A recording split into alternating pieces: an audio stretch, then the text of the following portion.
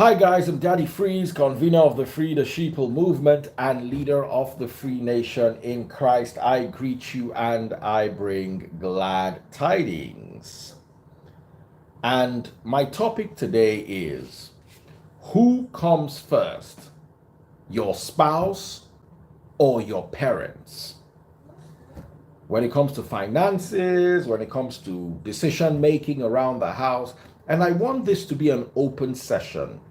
I want everybody to be able to call and contribute, and also enjoy the session. So I'm not going to be talking too much. I love expressing myself, so I'm not sure how easy that would be, but I'm going to try not to talk too much so as to create the opportunity for you to share your opinions. Before I go any further, I like to say something. When Taze Buds was in court, she told me a story. She mentioned it today for the first time. She said when she was in court, her ex's lawyer asked her when was the last time she traveled, in mockery, suggesting that since she took the bold step of walking away from what she, from her own experience, said was a very bad marital situation, the lawyer of the ex mocked and said, when was the last time she traveled? I've got a message for him. This year alone, she has traveled 3 times, and all were either first class or business class. So if you see him, please pass this message on to him. You might hold the watering can, but the Lord is the one who sends the rain. And when he does send the rain, you and your watering can go and shove it. In fact, you can shove your watering can where the sun finds it hard to shine. Please, if anybody knows the lawyer, please pass that message to him. Okay, just send that message to him. And ask the lawyer when was the last time he flew first class in his life. Ask him if his mother gave birth to him, has he ever flown first? Does he know where first class is in a plane? If he enters a aeroplane, does he know which side they branch to business class, international? I'm not saying this to brag. I'm just saying this to those people who try to run people down. It's easy. Flash the rolly, baby. I'm immature. Just deal with it. I'm very mature. And immaturity is one thing I will teach you if you follow me.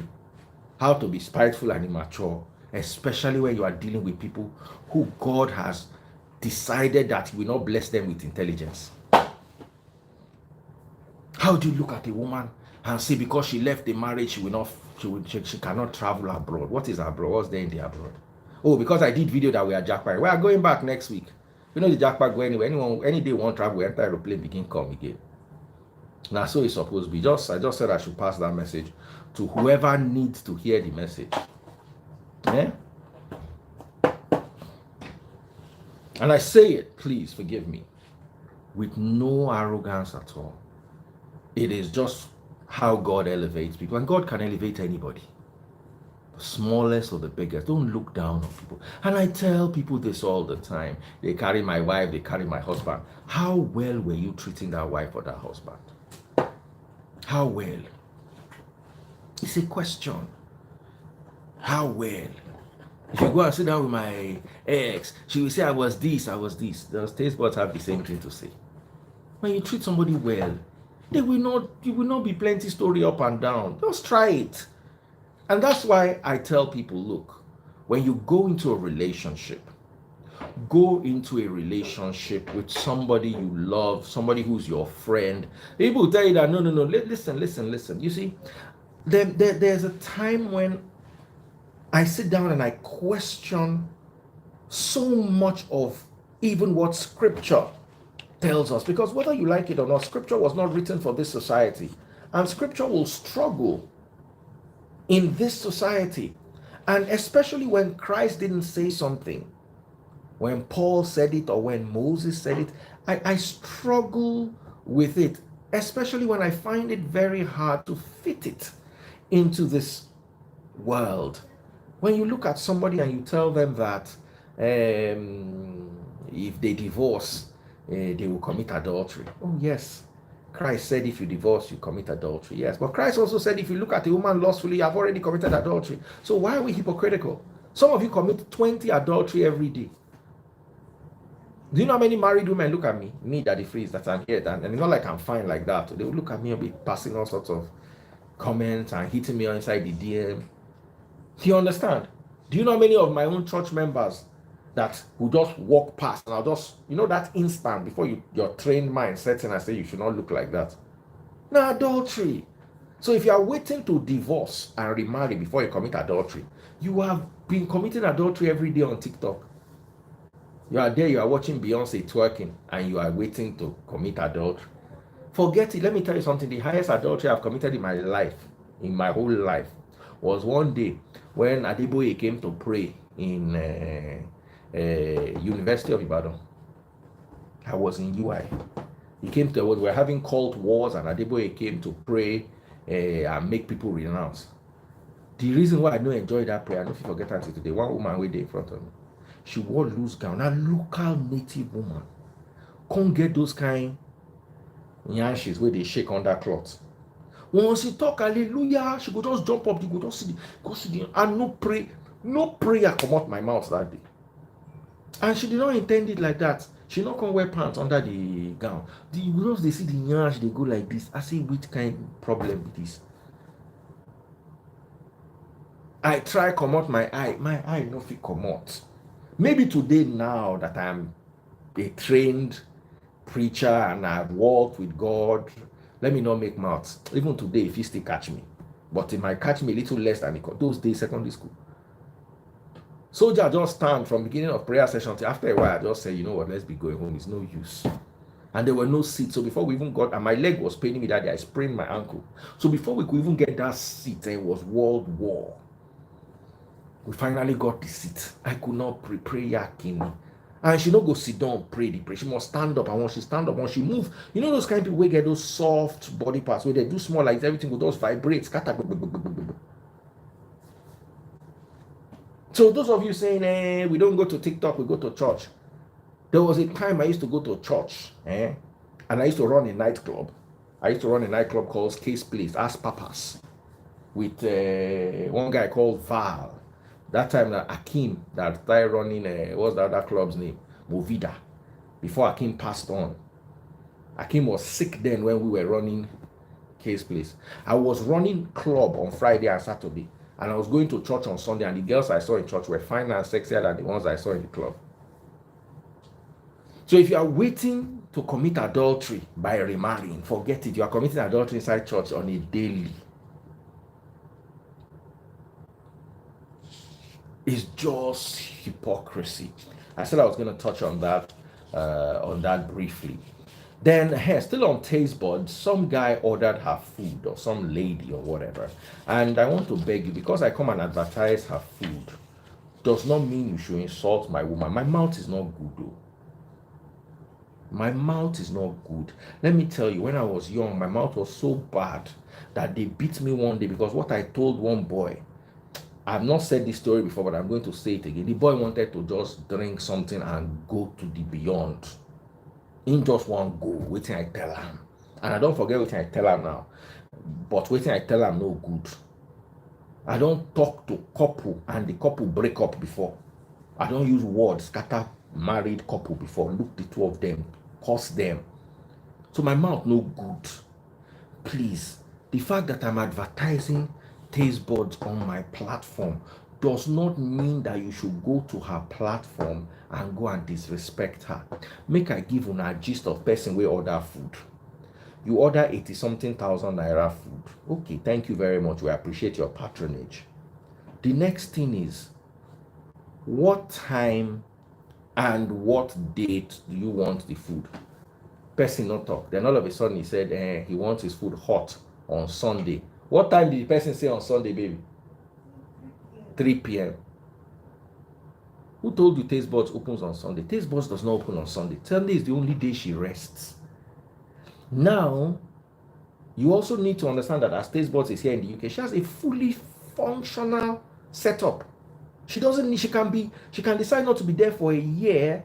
She can coordinate buying everything from crayfish to the most expensive items on her menu remotely from wherever she is. If she needs supplying of 3 cows by tomorrow morning, systems and processes are in place.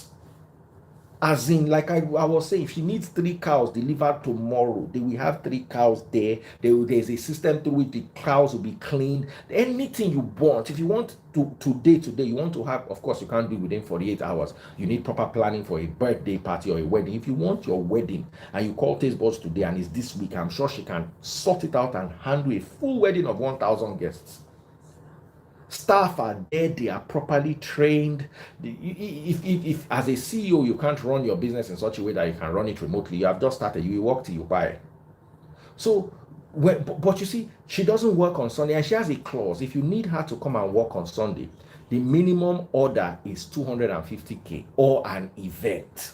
So if you have a wedding or a birthday party or something that requires her to come on a Sunday, she will be there. But you cannot order a takeaway pack of 2.5 liters and expect her to open a full industrial kitchen with generator and everything to come and pay overtime for people that will come and cook you one bowl of pepper soup.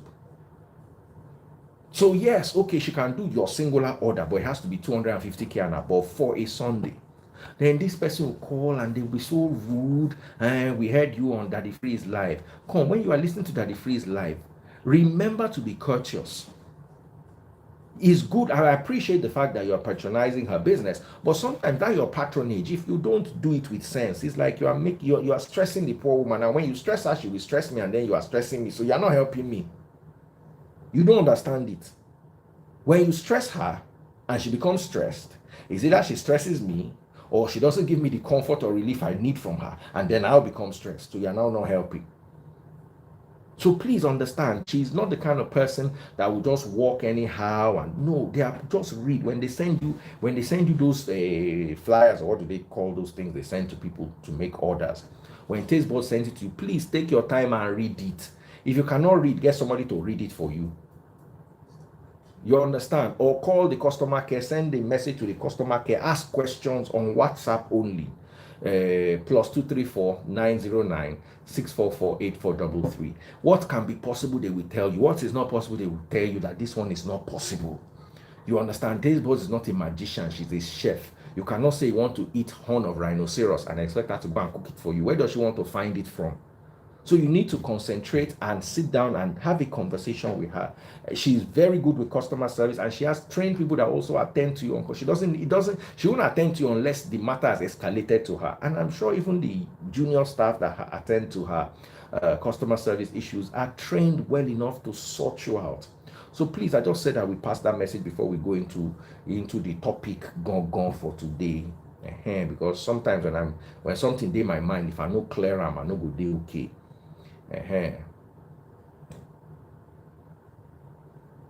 Baby, where are you?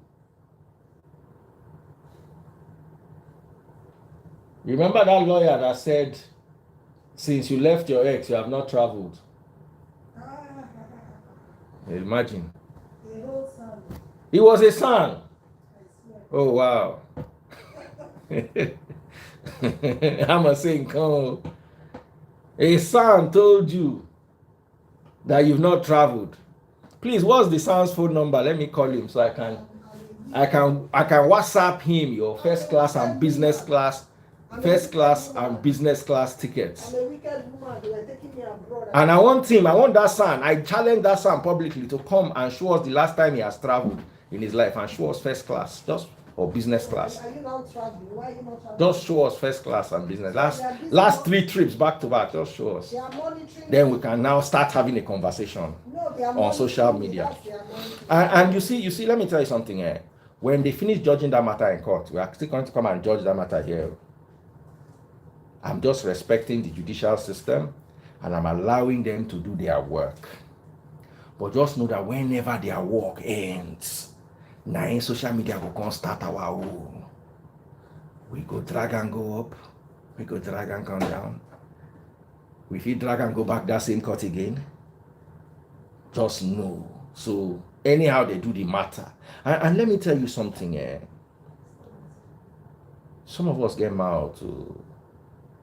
And some of us they talk, they go hear us. So eh. Somebody they talk the other they say they want go grant interview. Tell about grant interview, you need that. And you really do grant interview. Me, I go interview myself. You know what I go do? As I interview other people, make a sure I no get to. Baby, send me your spare phone. I will interview myself, give una. I no need to allow anybody to come my life, go interview me. Now me go interview myself. Please, baby, send me your spare phone. Don't worry. I have 2 accounts. I will interview I will go live on my backup page and I will go live on my main page and I will ask myself questions. I'll be answering and I'll be switching the volume, the mic between the 2 of them. When I don't know anything, I go see. Elefe wa sorrow. Teba sorrow, you need that.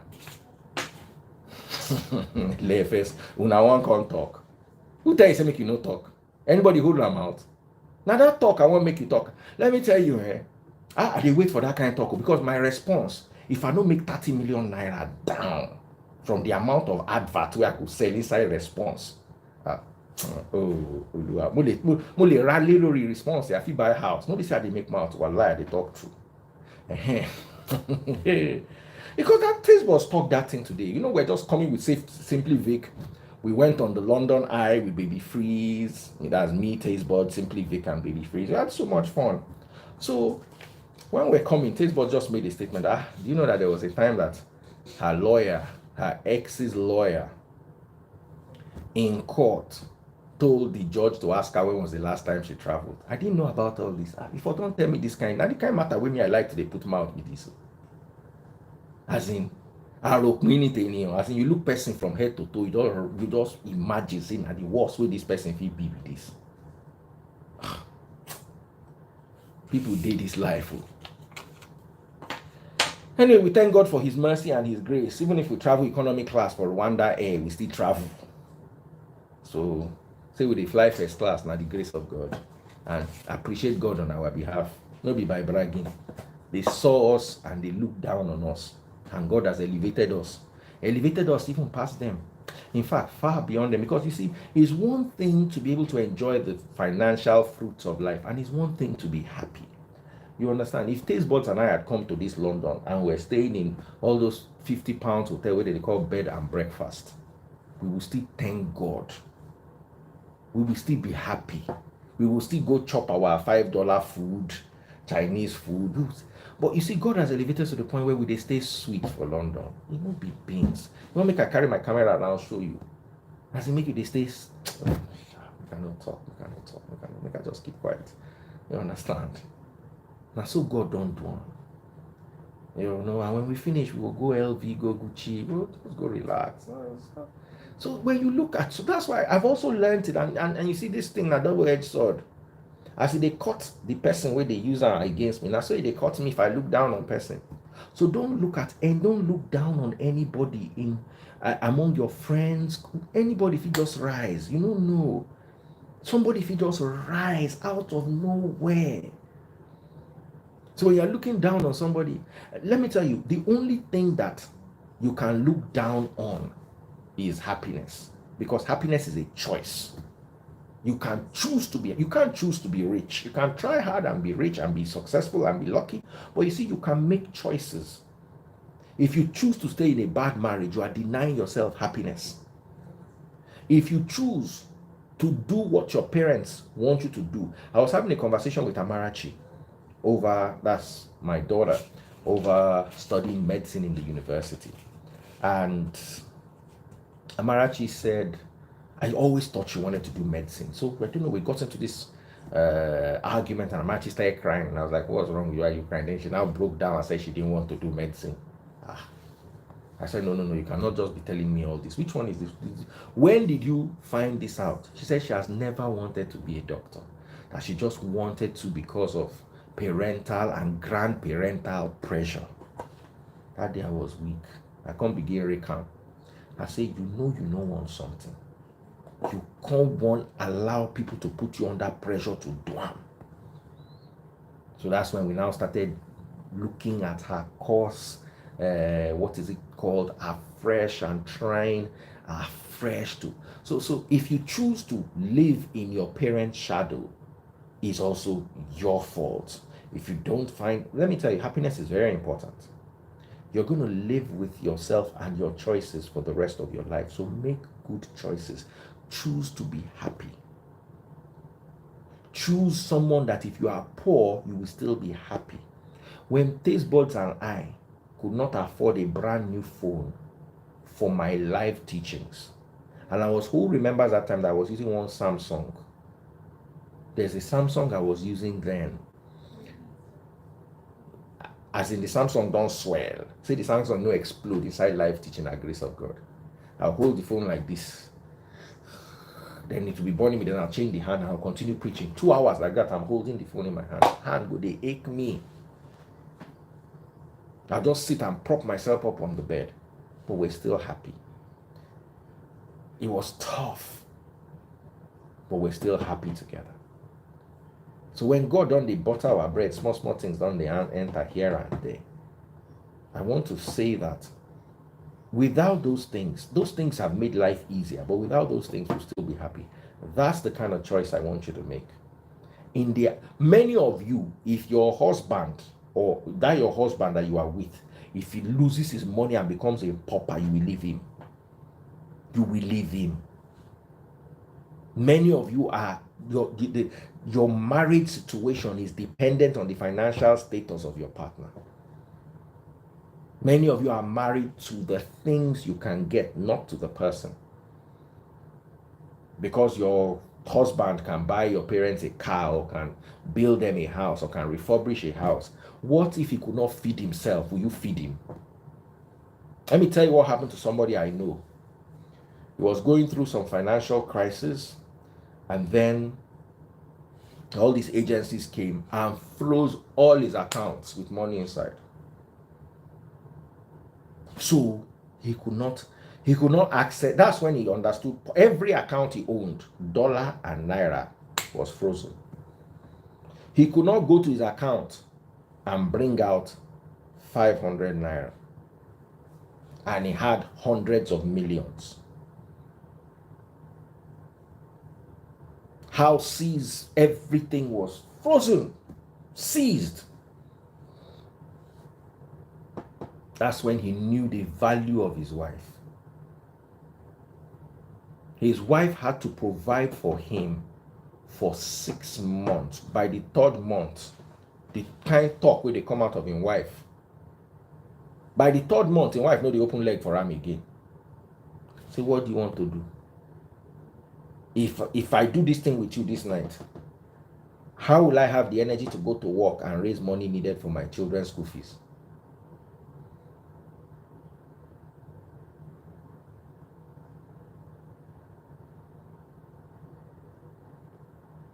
As the woman begin to lounge like this to this guy, how many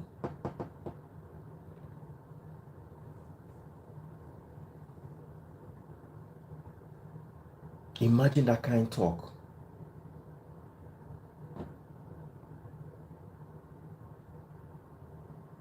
The guy never lose job 6 straight months. Already, woman don't they tell him.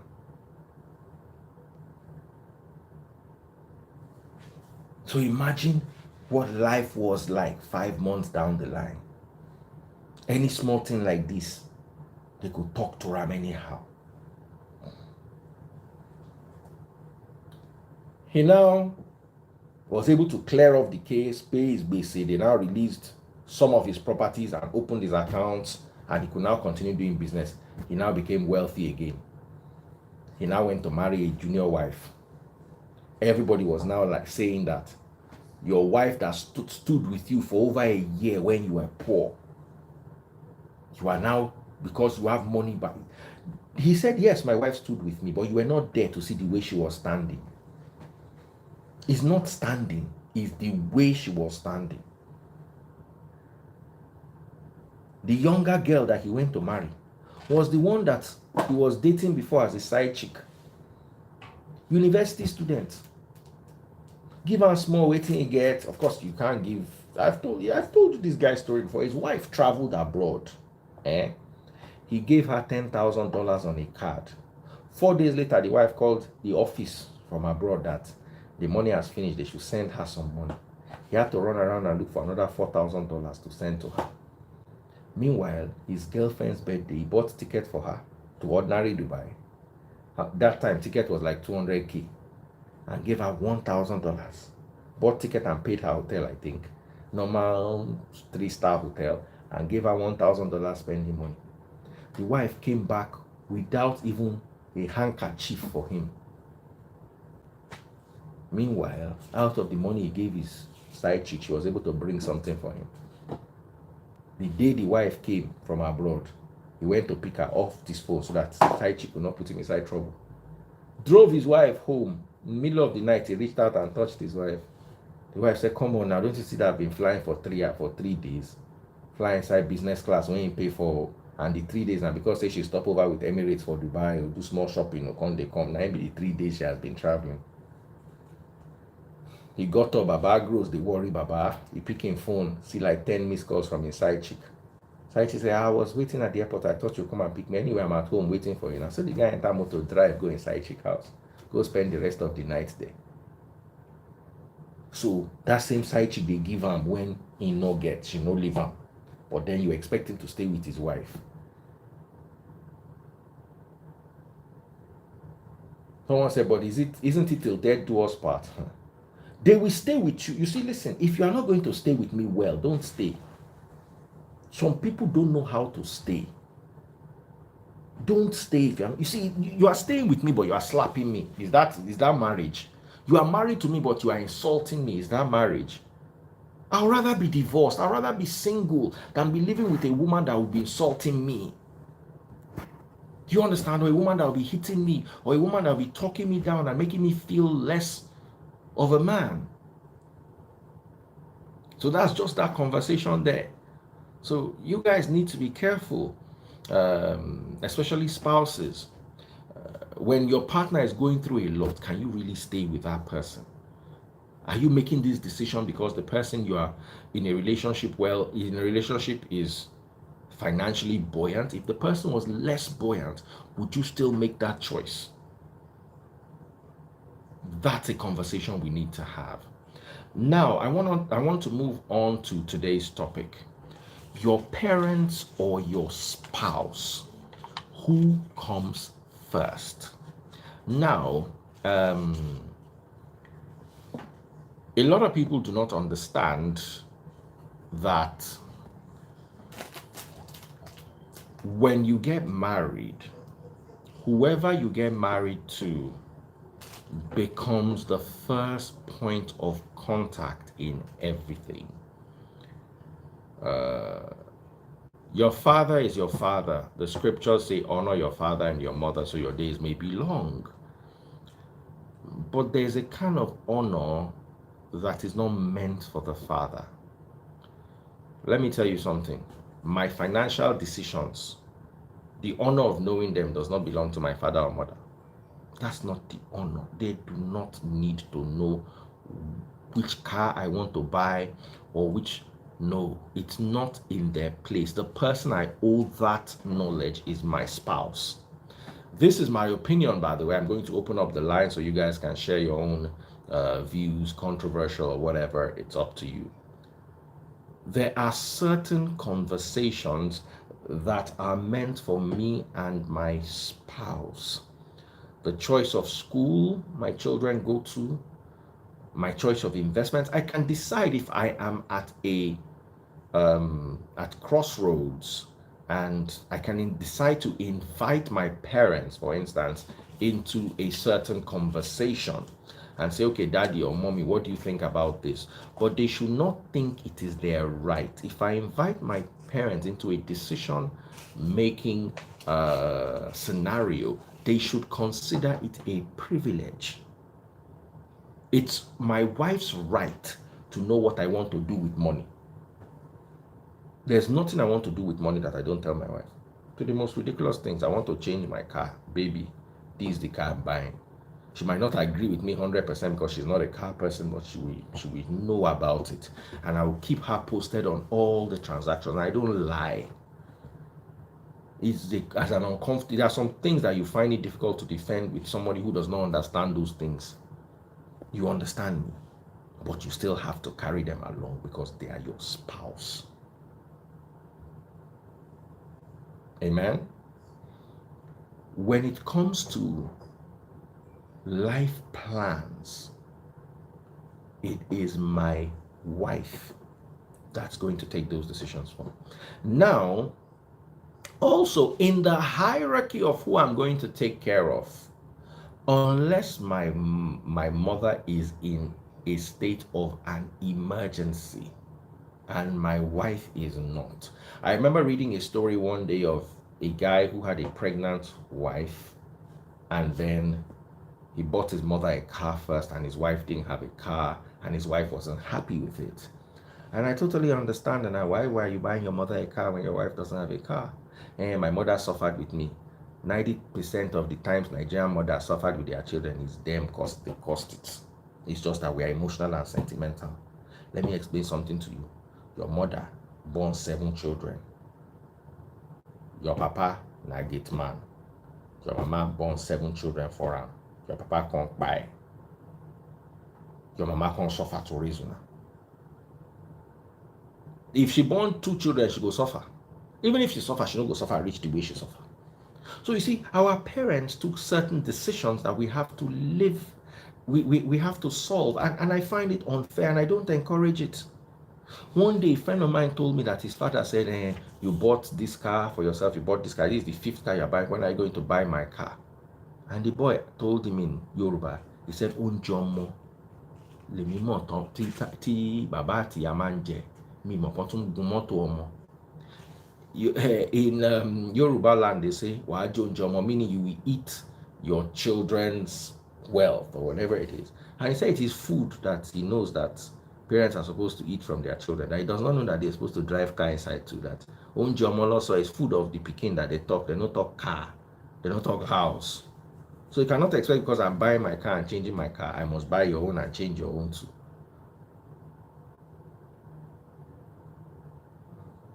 I don't know if I'm connecting with you guys. So a lot of parents feel entitled. Then another thing parents do, this person's child bought him car. That's him and the person's child. Me, I don't see why I owe my own parents a car. I'm grateful to God that my mother is very wealthy. And I used to tell her all the time, I say, Mommy, you are very lucky that you are wealthy, because before me, I go take care of you, reach the kind car and the kind life where you like to live. I go don't take care of my children, because they come first. In my opinion, though, honor your parents. Honor does not need to be financial. And because somebody suffered to carry you does not mean you must buy them car. And even if you must buy them car, it doesn't have to be Benz or Range Rover. Your parents that are not working cannot maintain Benz and Range Rover. Oh. Even those that are working, if they see bill of Range Rover or Benz, motor that I cannot drive inside flood. Me, if I want to go out, I get one Camry that I bought in 2009. It's there in one side of the compound covered. Once I look at the weather report like this with my eye, I see rain, heavy rain, thunderstorm. Those cars are sitting at home. Now that Camry I will go enter. You don't want to spend 2 million naira buying steering rack. So you want to go and give your father a car. Your father will not get work. We be retiree. You won't go give him a car with the steering at 2.5 million. How you want to take by him? Then your papa no go no say you're not supposed will you sit down and give him all the lectures of the car? You will buy the car, said no be until you drive inside flood, you go no say they know they drive inside flood next time. After the first one don't spoil. Am I connecting with you? So buy your parents Toyota. Buy your parents RAV4, Honda CRV. Now the kind of car will, or if you're not well to buy them small cars, Yaris, Corolla, Those cars are good for your parents. They will drive it, and with their small change that they have, they'll be able to maintain it. Don't go buy Mercedes, give your papa or mama, unless you want the born money, they maintain them. And that money will have done so much more for other people. Unless you are extremely wealthy. Like I said, it is your choice. But me, I know if you carry my money, buy Mercedes or BMW or those kind of motor for my papa. No, my mama. Thank God my mother has taken good care of herself and made good decisions in her life. So she doesn't need those things. But I'm just saying it. And also parents, if you have children abroad, they are not your meal tickets. Yes, if you're going through a lot financially, children will help you. But don't burden. There's a point help turns to burden. There's a point where parents get to in this life where their demands become inconsiderate. And then parents will look at you and say, oh, you have bought this for yourself, you have bought this for yourself. I'm asking for only this, you cannot give to me. No, what you are asking me for, is it a priority? Is it a do or die affair? We've got to be able to do this. So the lady had no car, and her husband bought his mother a car. And the two of them were sharing car. And she was pregnant. Do you know how uncomfortable it is to share car, let alone with a pregnant woman? There was a time when Taste Buds was in PH. She needed 2 cars, one for her and one to do school run for the children. Only her needed, with pregnancy, she needed 2 cars. Because guess what? When she had only 1 car, that early morning that the children are going to school, she can't go to because she has to take care of the baby and sort out things in the house. Then it is around 9 o'clock that she has to go to work. So is she going to follow the children to school, then go to work from there, when her office is down the road from her house, literally? So Taste Buds with Bele was coming out to catch cab. I was like, God forbid, what kind of stupidity is this? I was like, lie. So what did I do eventually? I had to buy a second car so that she will not suffer.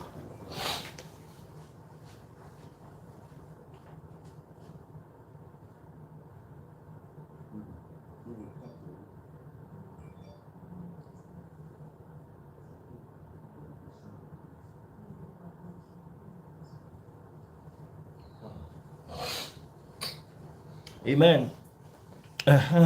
Sorry, I had to quickly attend to something. So, Taste Buds alone, for when she was pregnant, needed 2 cars.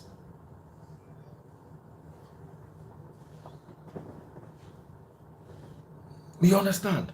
So, at that stage, and am I going to now be entering public transport in Lagos? So, am I going to sell my own car? So at that stage, my father or mother needing a car was not my priority. If they could not buy a car for themselves, they'll be all right. My father and mother can enter public transport. My pregnant wife cannot. If my papa and mama enter public transport, nobody go use and abuse me. I see your papa for boss. Nobody feel abuse me. Say my papa and mama enter public transport too. But say my pregnant wife enter public transport. Na course.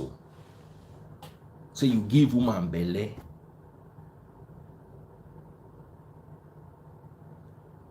Someone said, I'd rather spend on my parents and make them feel fulfilled, because without them, my wife wouldn't have found me. Now, poverty mentality that you must have been raised by poor people. Because Mike Adenuga will not expect his daughter to spend on him.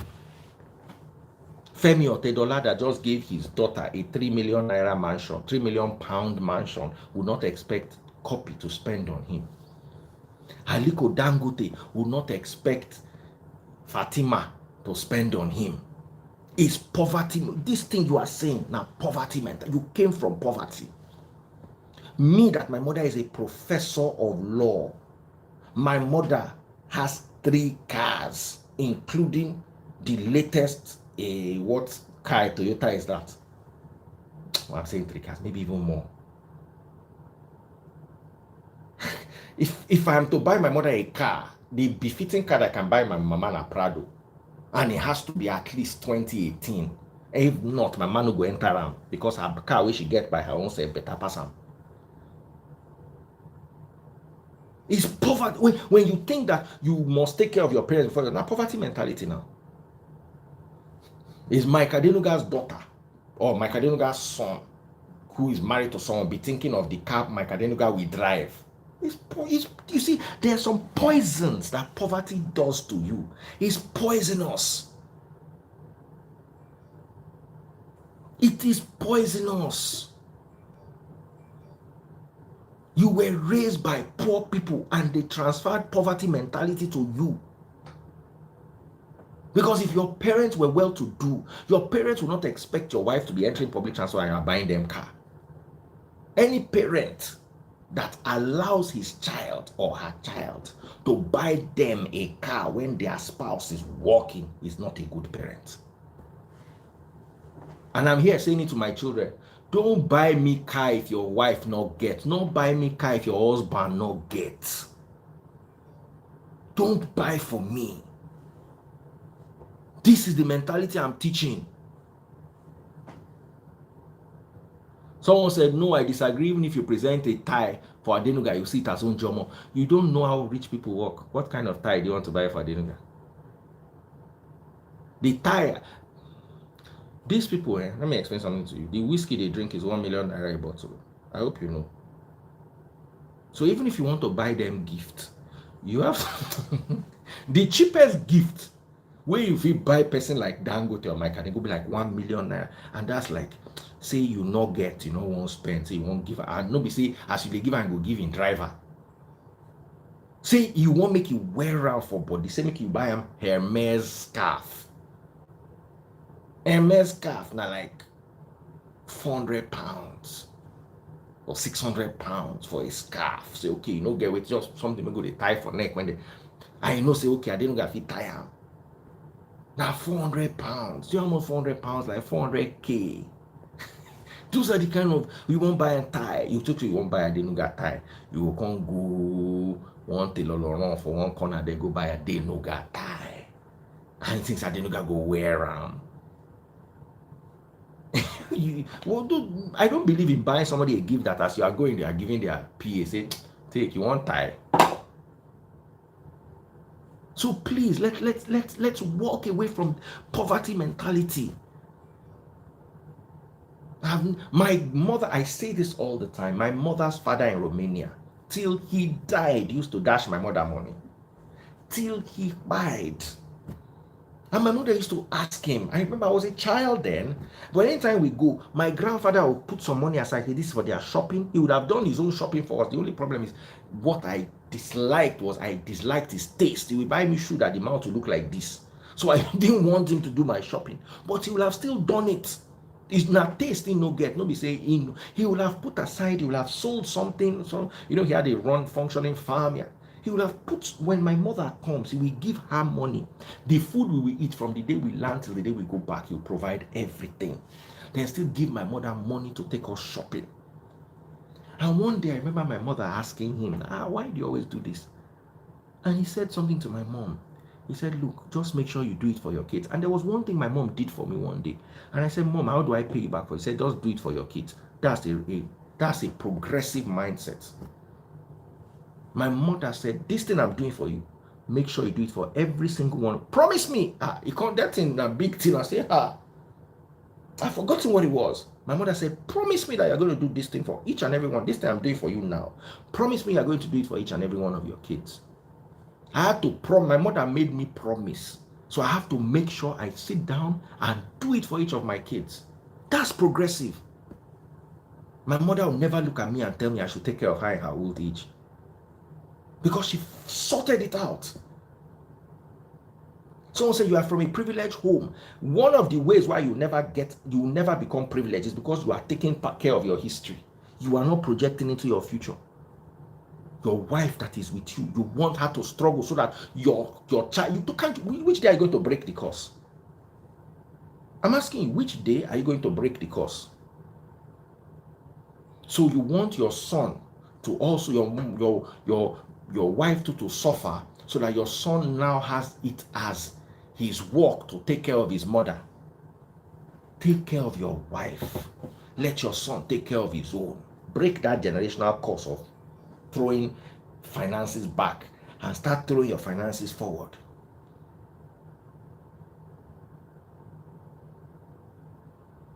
Someone said, are Otedola's parents rich? Are you saying Otedola doesn't take care of his parents? Otedola's parents are very rich. Otedola's father was a former governor. And yes, Otedola will take care of his parents. But his parents don't need taking care of because they are not poor. You know what it is to be a former governor of Lagos State? Dangote's parents were rich. The first money Dangote got, he got it from his family members, from one of his rich uncles. Adenuga's mother was one of the biggest distributors of, I've forgotten what it was. Adenuga came from a very privileged background. You see, money, they always go from one generation to the other. And poverty has a very striking, yes, I know quite a few people who rose from nothing and became something. And of course, they have the responsibility of taking care of their parents. My argument is, don't ever take care of your parents and neglect your children. Your mother needs something, your son needs something. Your son is important. Your son is your future. Your wife is your future.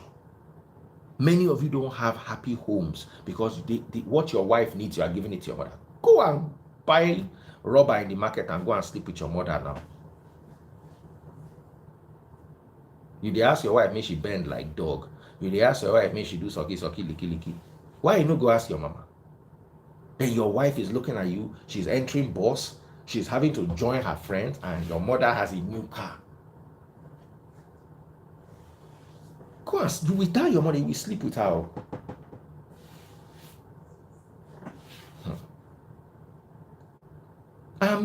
Because you can't keep a woman in your house and not take care of her and make her suffer, then be making demands. Then you come and tell me that my wife just lies there in the bed. How will she not lie there in the bed? When I walk, you dey use and walk like say she be horse. Then because your mama suffered 50 years ago, carry you inside sun, carry you inside rain, you are now going to direct the privileges for your wife to your mother. Poverty mentality, change her. If you live abroad, your parents are already sorted by the system. You see, aside from poverty mentality, we also have what you call Nigeria mentality. It's third world problem. Abroad, your parents don't need your money. Their health is sorted. Their housing is sorted, unless they were useless in their life. If your parents were useful in their lifetime, till they die, they are sorted abroad. Sometimes your rich parents will even dash you. One person say disappointed in this topic. If the people that you are not disappointed in, what use are you in their life? Please live my life if you are disappointed. I'm telling you this thing for free because many of you are going to enter inside marriages. Let my daughter enters a home and her husband is buying a car for his mother and he's not buying for her. I will buy my daughter a car and I will move out of your house just to spite you. I will buy my daughter a car and move out of the move from where you stay. I'll move her to a better house and tell you that I don't want my daughter to live in that poverty. I will not allow my children to submit themselves to that kind of. Say you give my daughter belle, you can't buy your mama car. You go give that your mama belle. You go give your mama belle.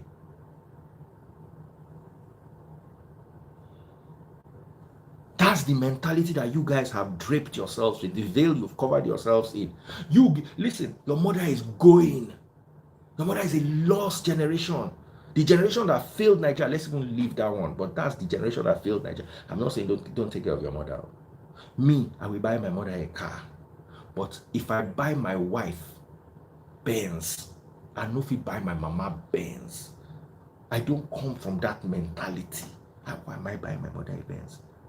I buy her, if she needs a car to go from point A to point B. That's what she needs a car for. My wife, on the other hand, needs to either be seen in my Benz or drive a good car. I will not take my mother to Gucci to go and shop. I will take my wife. Make God provide. Listen to Lisa here say, my husband does not give me money, but gives his family so much money. I don't want to tell you to leave the guy because they'll say that if he's broke your marriage, but your marriage is already broken. No day where that marriage will go. This your marriage, my dear sister, is broken. No day. Your husband, they neglect you, but they give him family money.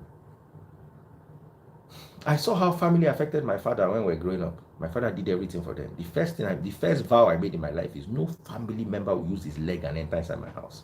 Till today, there are very few family members that can enter my house. Apart from my mother's children, that's my 3 sisters who are all doing well. One is a lawyer in the UK, one is a doctor in the UK, the other one has PhD economics. They are all doing well, very well. I don't have any family member that I'm feeding. You know who I consider my family? My mother, my father, and 3 sisters. That's all. Most extend uncle. Hello. If I see them, I greet them. I don't look for them. And if they look for me, I make myself as scarce as possible. I'm not wicked to them, but they are not my dependents.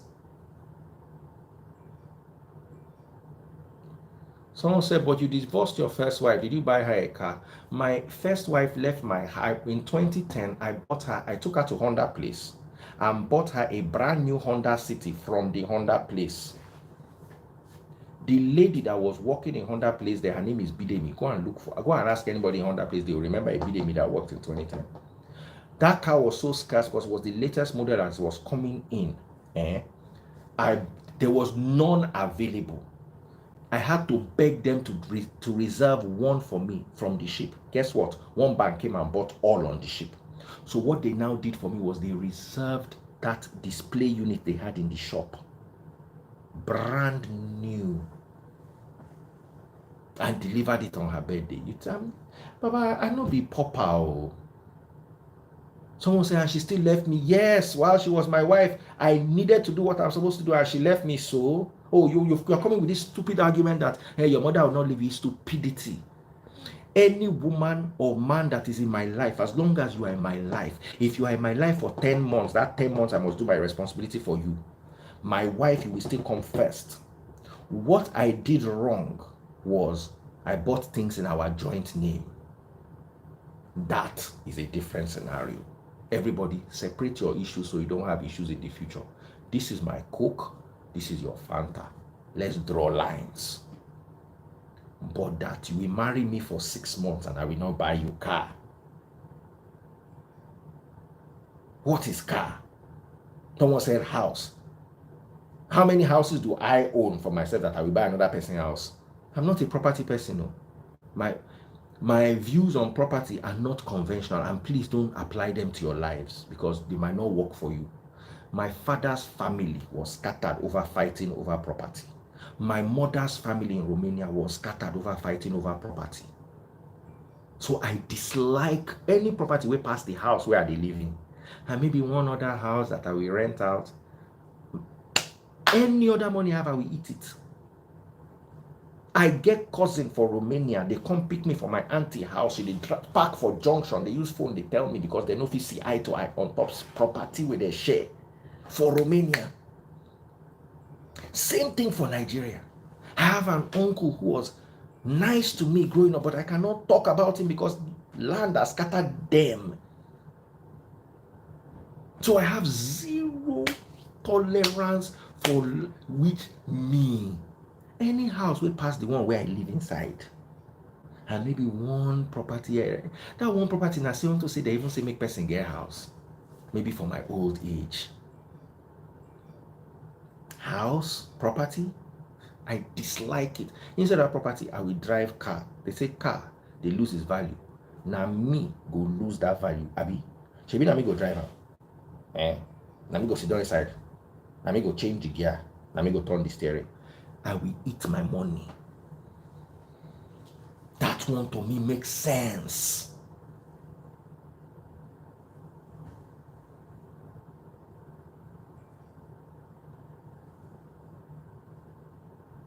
That one to me makes sense.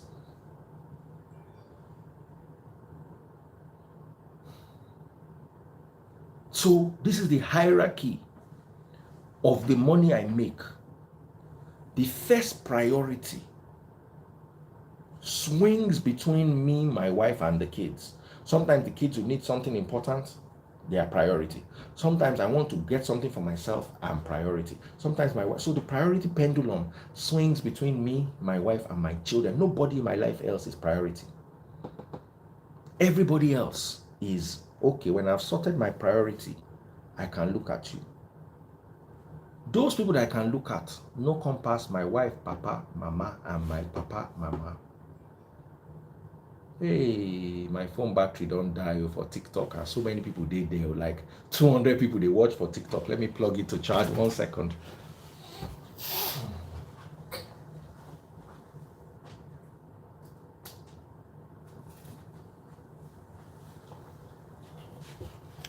So let me open up the phone lines.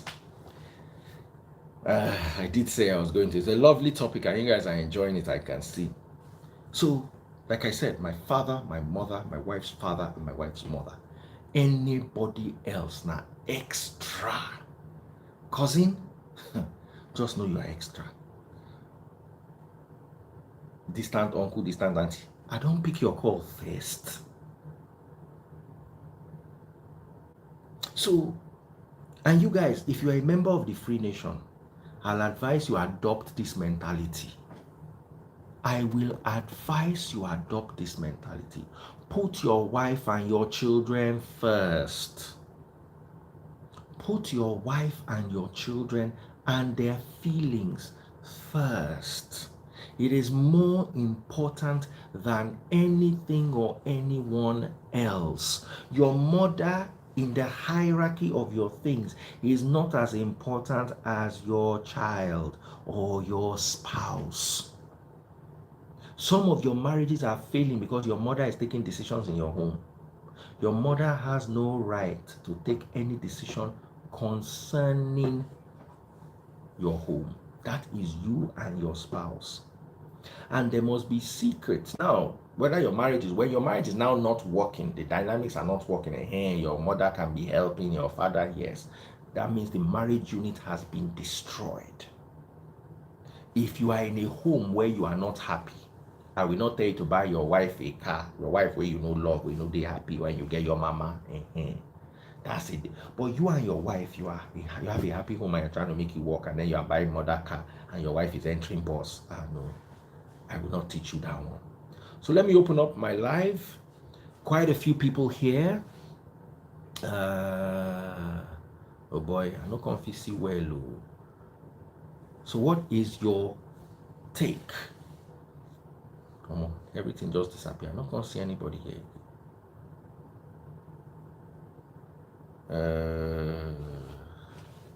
Okay. The freeze. I said, let me go and wear clothes. As usual, why everybody they come my live and I not like to wear cloth? I don't tire for now. I don't tire. Anyway, go ahead. Go ahead. Make I hear your opinion.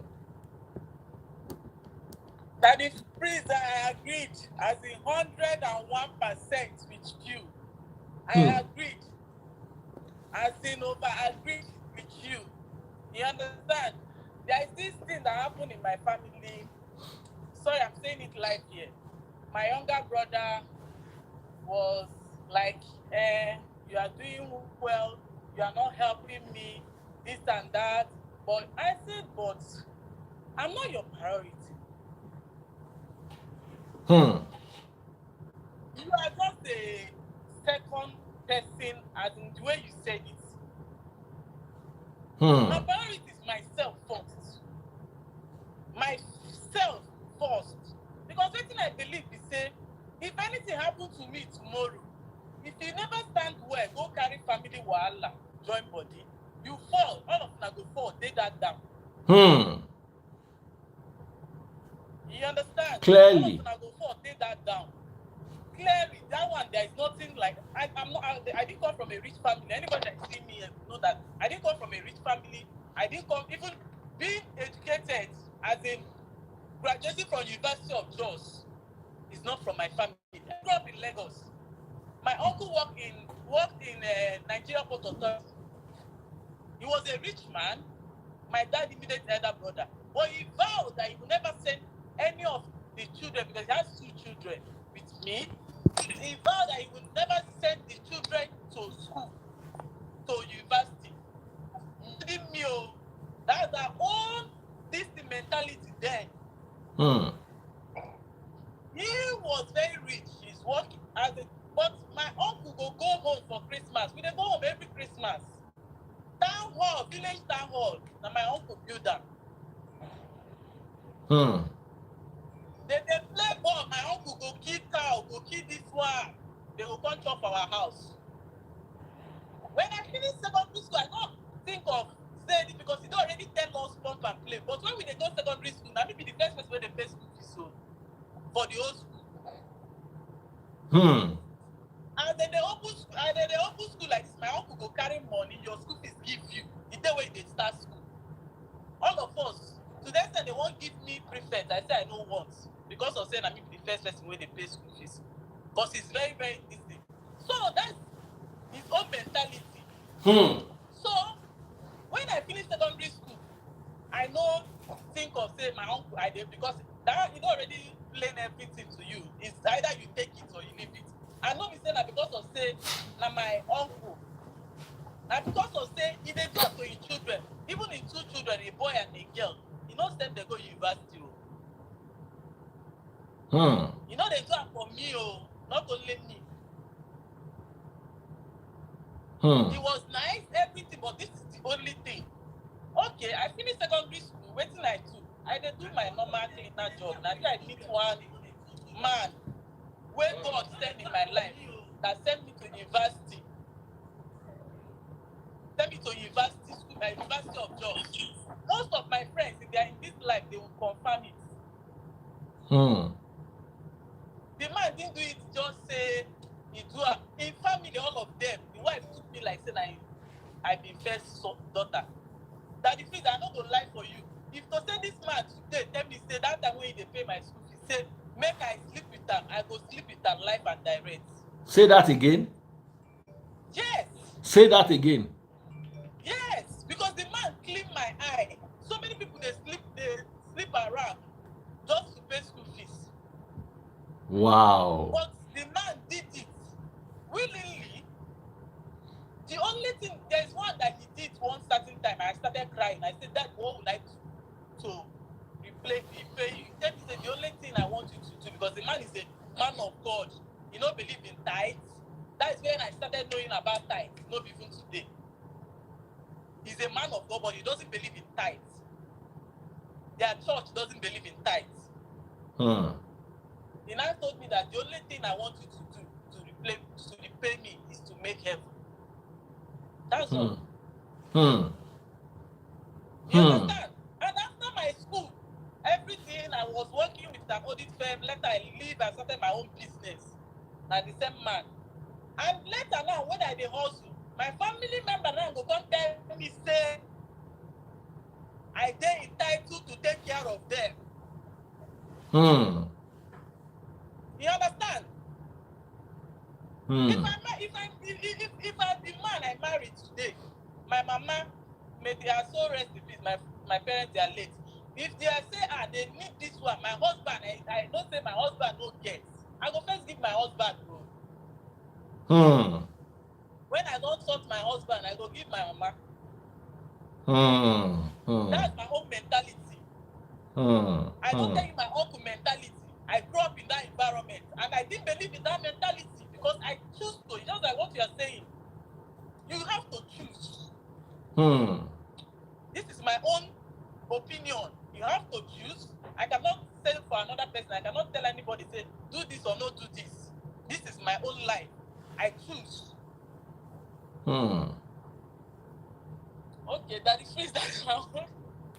Thank you so much. Thank you so much. Thank you so much. God bless you. Simply Vic, how far, brother? God bless you, Queen. Thank you. Thank you. All right, Vic, how far? All right. Your network no good, oh. As in your network, they break. I just they see your teeth like this. Try. Are you using Wi-Fi or are you using your normal data? I'm using my tablet. I'm using my tablet, but I can use my phone. Please use your phone. I can hardly hear, as in you are breaking up very, very badly. So I'm going to bring Vic back. He's going to have that conversation with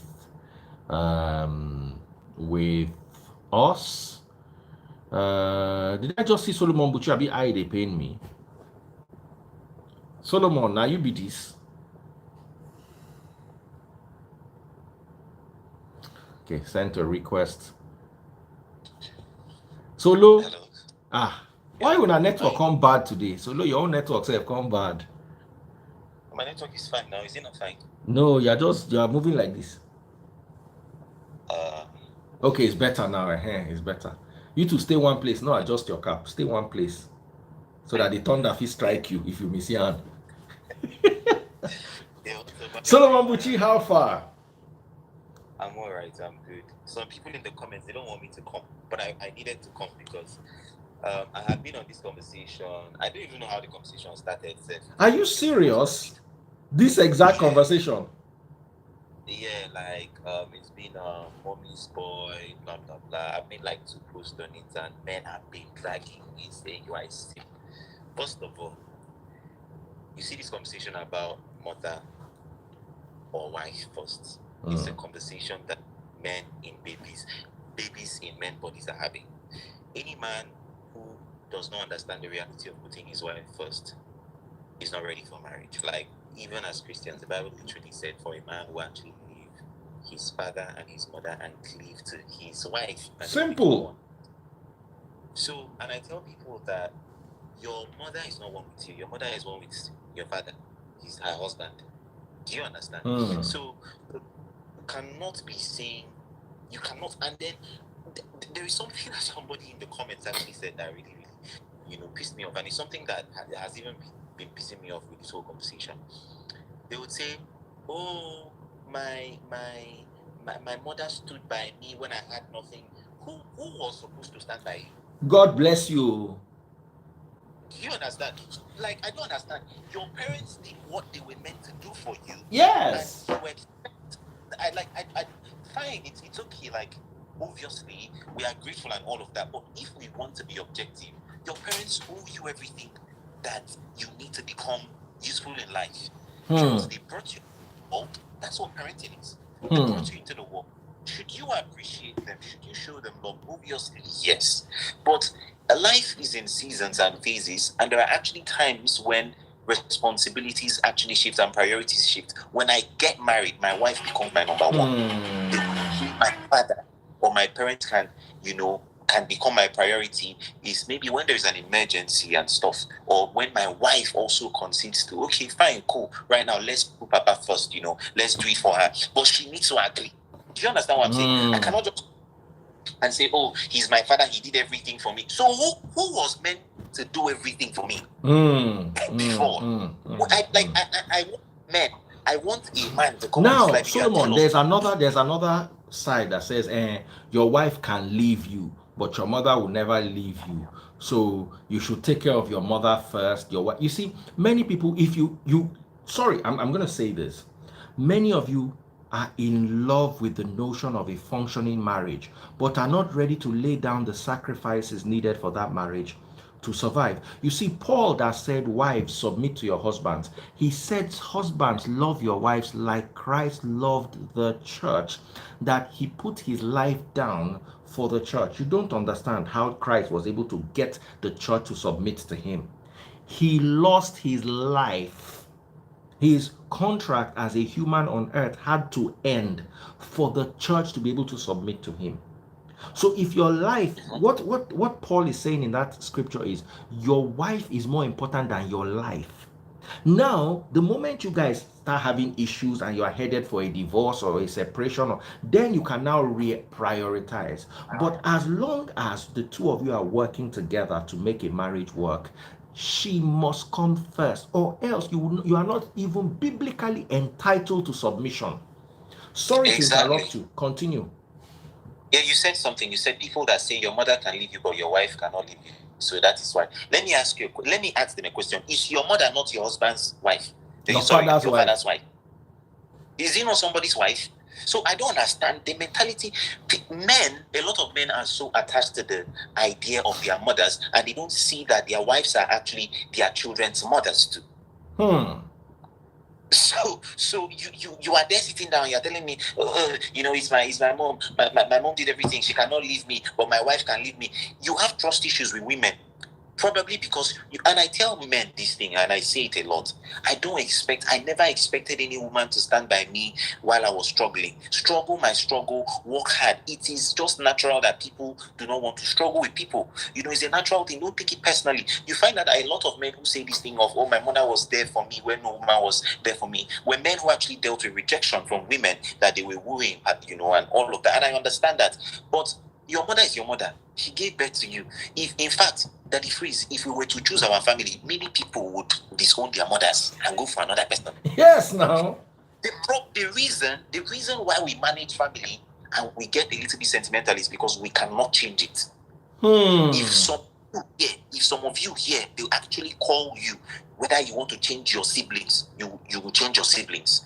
You will change the family that you actually came from. So I think it's a very broad conversation. Now, here is the thing. We are not saying that, or me, I'm not saying that your mother is not important. But what I'm saying, and the funny thing is that the love that you even have for your mother and for your wife, they are two different kinds of love. Thank you. You cannot.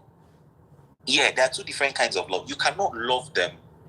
You cannot love them in the same way, but in the order of preference and priority, your wife comes first. But because your wife comes first does not mean that you cannot still show love to your mother. And any woman that is here that does not understand this, that are raising, and when we talk about mommies, but we're not saying men should not love their mothers. I lost my mom when I was 17. I loved my mom so much. At 17, I was in a relationship. 17, 18. My mom knew about it. My dad never knew. That was how close we were. Let me ask you a question. What happened to your mom? You've never talked about this before.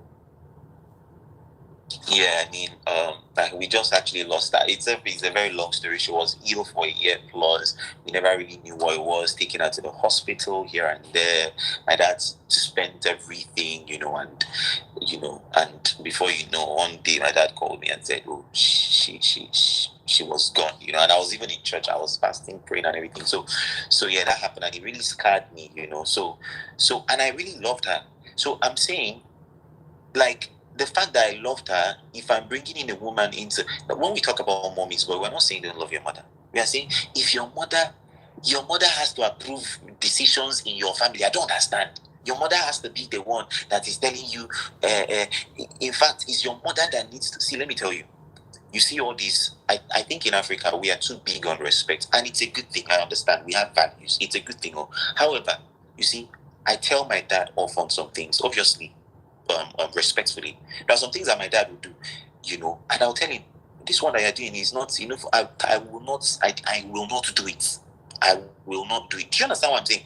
So if you will never have a life if you keep on, quote unquote, obeying your parents, and the kind of parents that we have in Africa, that they are blinded by sentiments, tribalism, and a lot of things. Even when they are very educated, they will still have their biases. So, and obviously their biases and whatever it is that they want, it comes from a place of love, Daddy Freeze. My dad wanted to be a one boy. If you're an Igbo person, you know what one boy is. It means that you actually go and live somewhere for 7 years, and then they settle you as a traditional businessman, Igbo man. I say that to do. I say I want to write. My father said, how would you write and take care of your children? How would you write and do this? When I got my first writing job, as of how many years ago, I was paid 500K a month. It was actually an influencer writing job for a particular Chinese company and everything. I went and I showed him, what's it called? I showed him the what's that thing called? The contract. And he was proud of me, he was so proud of me. I tell people, if I did not, quote unquote, disobey my father and I had a mind of my own, I wouldn't be where I am today. Now, I'm not, obviously I'm saying disobey. So when the Bible said we should honor our fathers and our mothers, the Bible said that we should do it in the Lord. That means that there are some things that we're not meant to do just because, So me, that's my personal opinion. My father can sit me down and talk to me, but at the end of the day, I will make the decision I want to make. And this conversation, that have you ever wondered why is it that you don't hear women also talking about, oh, my mother did this for me, so she is my number one. Does it mean that these women, their fathers and their mothers don't also do stuff for them? Thank you. Do you get? So I just feel like men need to, a lot of men, obviously not all men, a lot of men need to do better, to be honest. Like, your wife in your life, it's so simple. Your wife is your priority. If you don't focus on your wife, how would you build your own future? How would you build your own family? You are talking about your mother's family, your father's family. And I'm not saying don't give to your parents. I give to my father. I give to them. But you see, every parent should have sense and know that if your father is 70, 33 is the normal thing, is that your father is closer to the grave than you are. Do you understand what you need to prioritize yourself? Obviously support them, give to them and everything, but in the greater mix of everything that you do, one of the things that guide me whenever I'm making a decision, maybe my father gives me something, or he's telling me, oh, do this, I think about it. My father has spent his life already. My father is in his 60s. He has spent his life already. Me, I am in my 20s. If I make mistakes based off on what he's actually saying, he will die and go to heaven, and I will stay here and suffer till I go to heaven in my old age. So yeah, that's it basically. But I really want to hear the opinion of a guy that will come here and say, me too. Guys, if you're enjoying this topic, someone just bought me some stars. Let me say thank you to them on Facebook. It's Harvey Nenny. Please do come over to my Facebook page and get some good stars. Now, this is how it works, yeah? When you go to Facebook, for instance, this is Tastebud's phone. Can you imagine? You can see I can open her phone. She can also open my own. If you're in a relationship where you can see the phone is locked, Abby, if I do like this, even my face self, they open now. So what I'm trying to say is, these are things that I always encourage. If your wife cannot open your phone, it's a problem. So let me ask you, can Arike open your phone? I have her card details. She has my card details. I use her card details to make purchases. She knows my password. I know her password. There's nothing. I don't know the kind of marriage that people are getting into, to be very honest, though. You share your body. You have sex. You have whatever. You do all of that stuff. But it is now phone. What are you hiding? What are you hiding? What are you hiding? And then they will say it's privacy. It's privacy. My guy, if you want a private life, just stay single. Just stay single. Marriage is not a place to start saying that, but obviously I understand the place of, sometimes you need time to yourself. But you cannot be telling me that your phone is something that you'll be hiding, and you say, oh, why did my wife check my phone, or I will check. But obviously I'm not checking because I want to find anything. I've never actually gone to... No. Sometimes, there are stories that I hear, and I wonder, like a guy said he dropped his girl. I don't know if you saw the story. A guy said he dropped his girl off at the motor park only for his girl to go, and that weekend was her wedding to somebody else. And I'm like, how were you in a relationship? So your wife, because she cannot just marry somebody. She didn't marry somebody on the bus. It's not like she met somebody on the bus and they went and got married. She was in an active relationship and you did not know.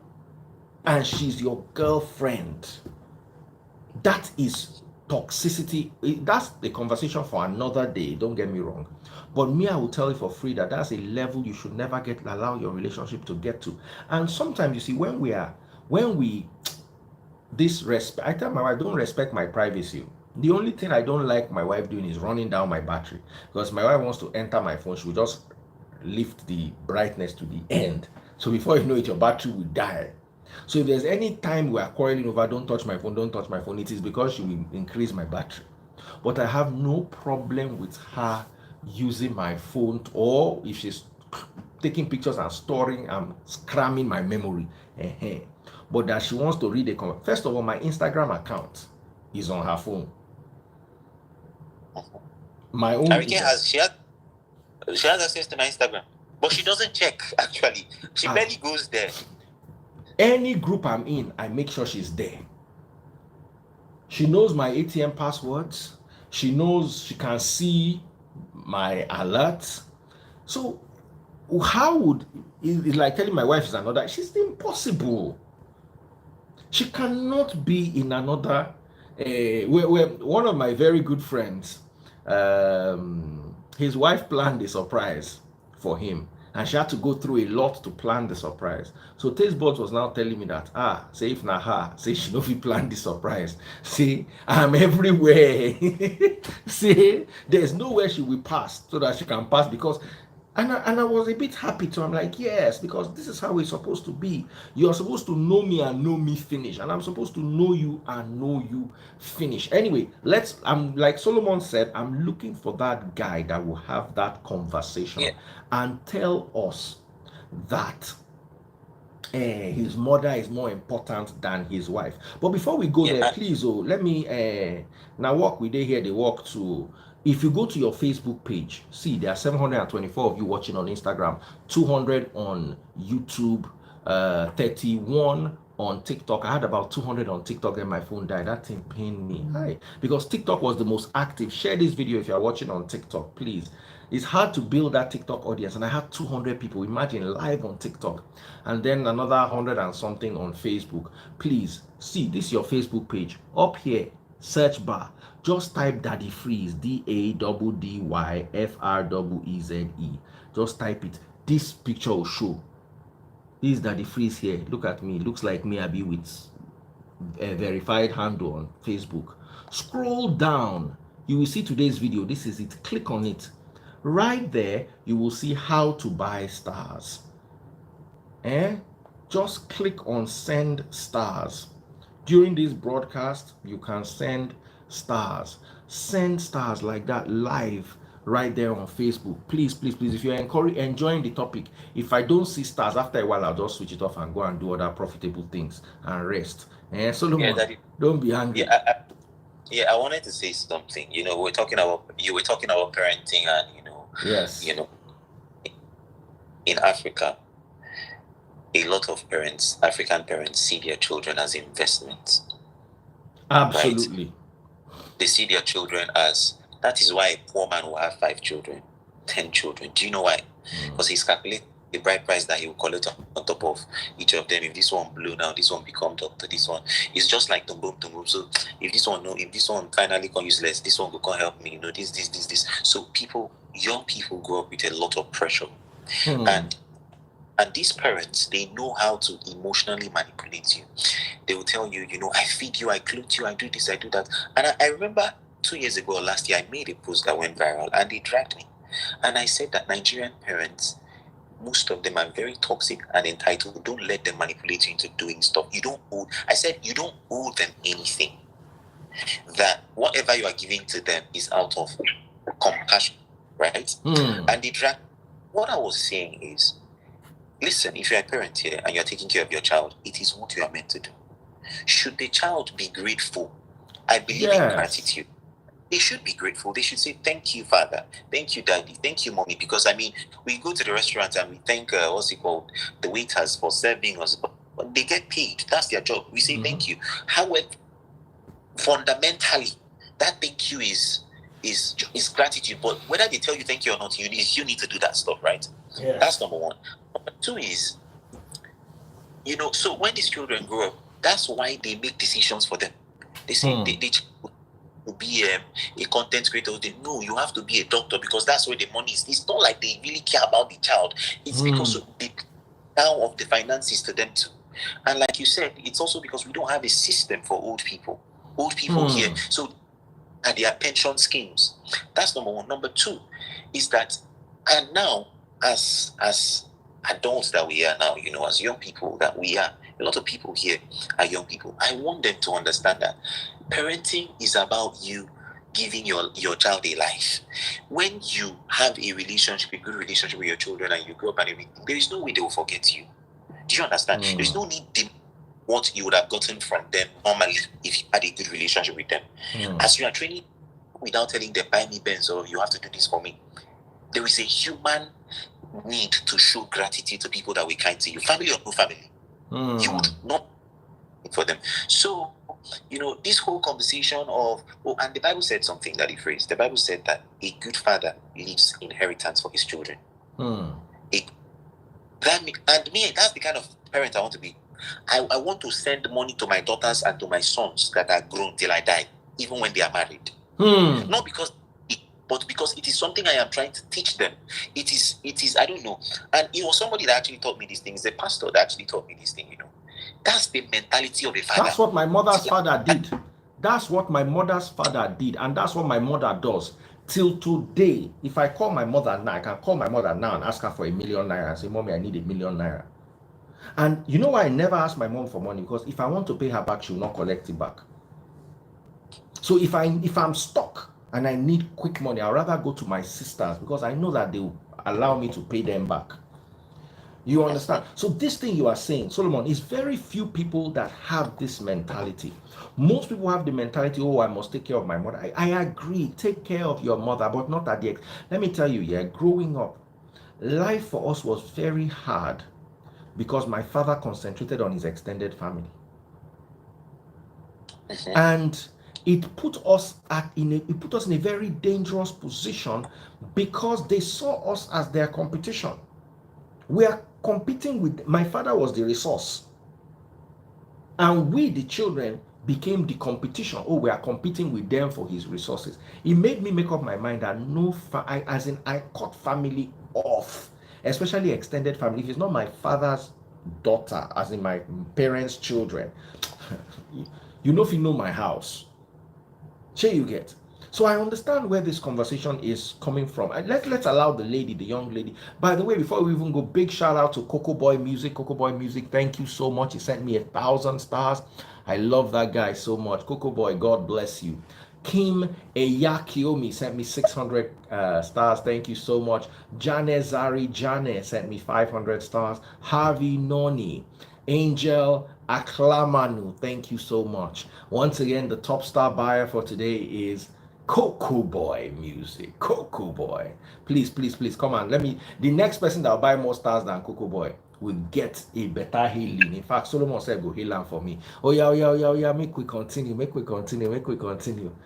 My darling sister, what are your thoughts? Hey, Goddess Breeze. Hi, It's how are nice you being doing? with you. Good. Hey, Solomon. I just have a question here in regards to this topic. I know when it comes to marriage, people just do what works for them, and I'm fully in support of what you said about, your immediate family first, your wife and your kids first. But my question is for the men, if you have a spouse that because maybe you have a high income or something, and they just refuse to do stuff for you. They just believe, oh, you have the money, you go spend your money, and they know you can take care of yourself, right? Because you're okay, and the man is also okay, but they just refuse to. Is it a right thing for the man to just say, you have your money, you shouldn't even ask because you have the money somewhere? Or should the man just do it just to, show love? And for me as a lady, it doesn't matter if I earn, higher than the man. I just believe there's something about your husband spoiling you with some stuff. It just makes you happy, makes your head kind of big, and you just feel special. But I just want to know if are we as ladies, are we over expecting from the man, or is it right for the man to just say, come on now, you have the money, you shouldn't ask?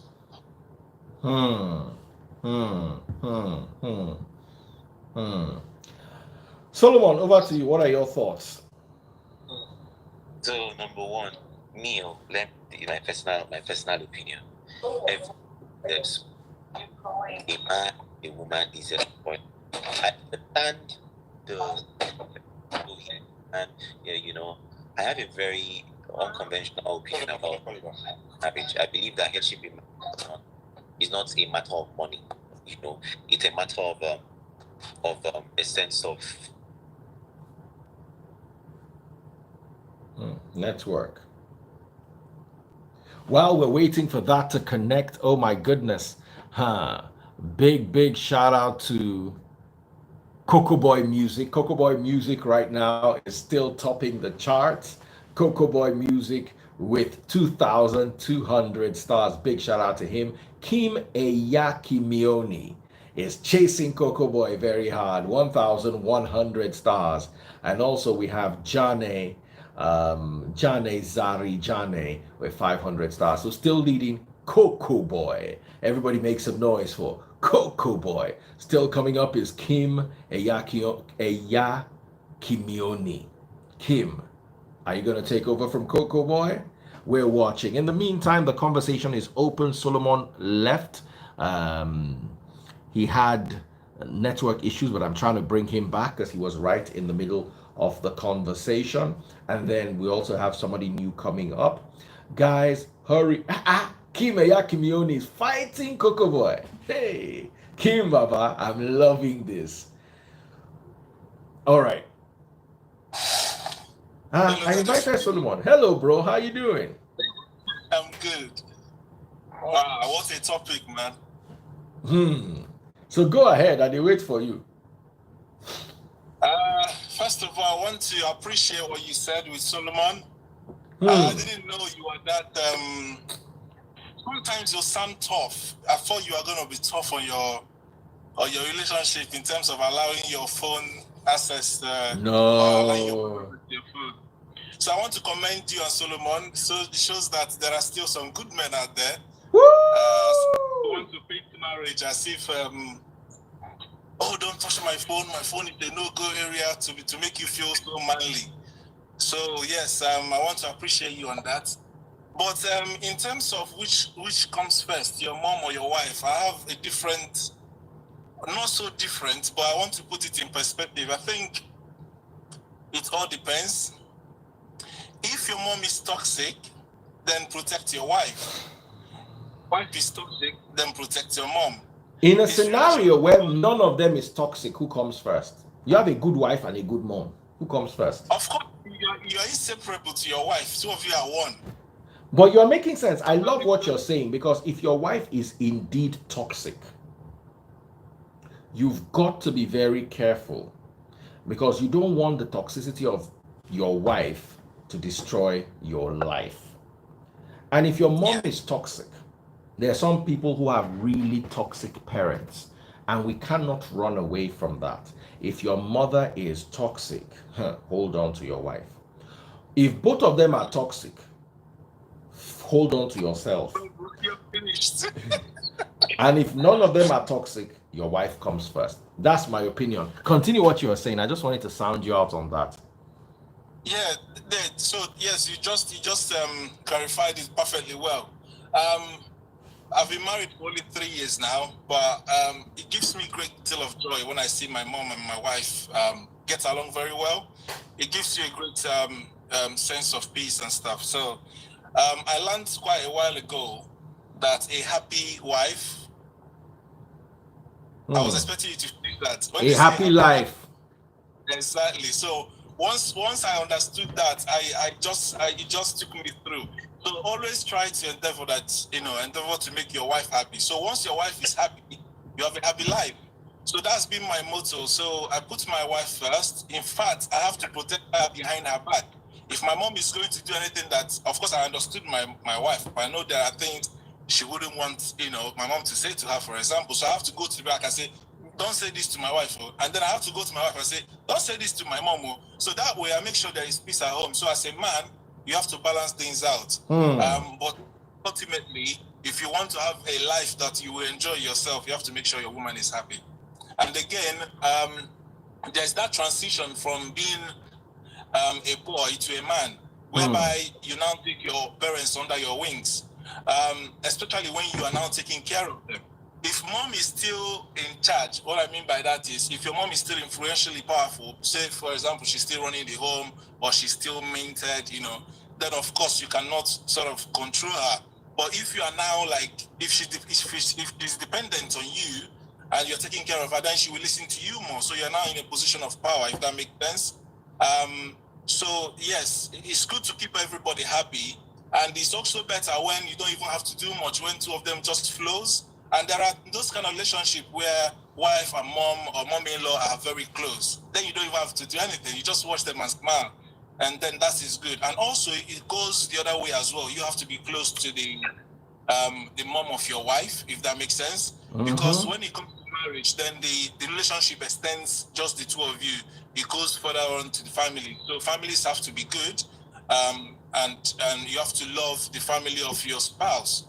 So that's what I have to say. But yeah, well done, Solomon. I appreciate what you said earlier about loving your wife and having access. Yeah, same with me. My wife knows the password, and if anything should happen to me, she could access everything. She knows every, she that's what it is. Essentially, that's what it should be. So sorry to cut you short. Like men that hide their phone, let's just say you dey house now. Something happen, you fall down, break head, and they need to call somebody, and that number is only in your phone. Do you understand what I'm saying?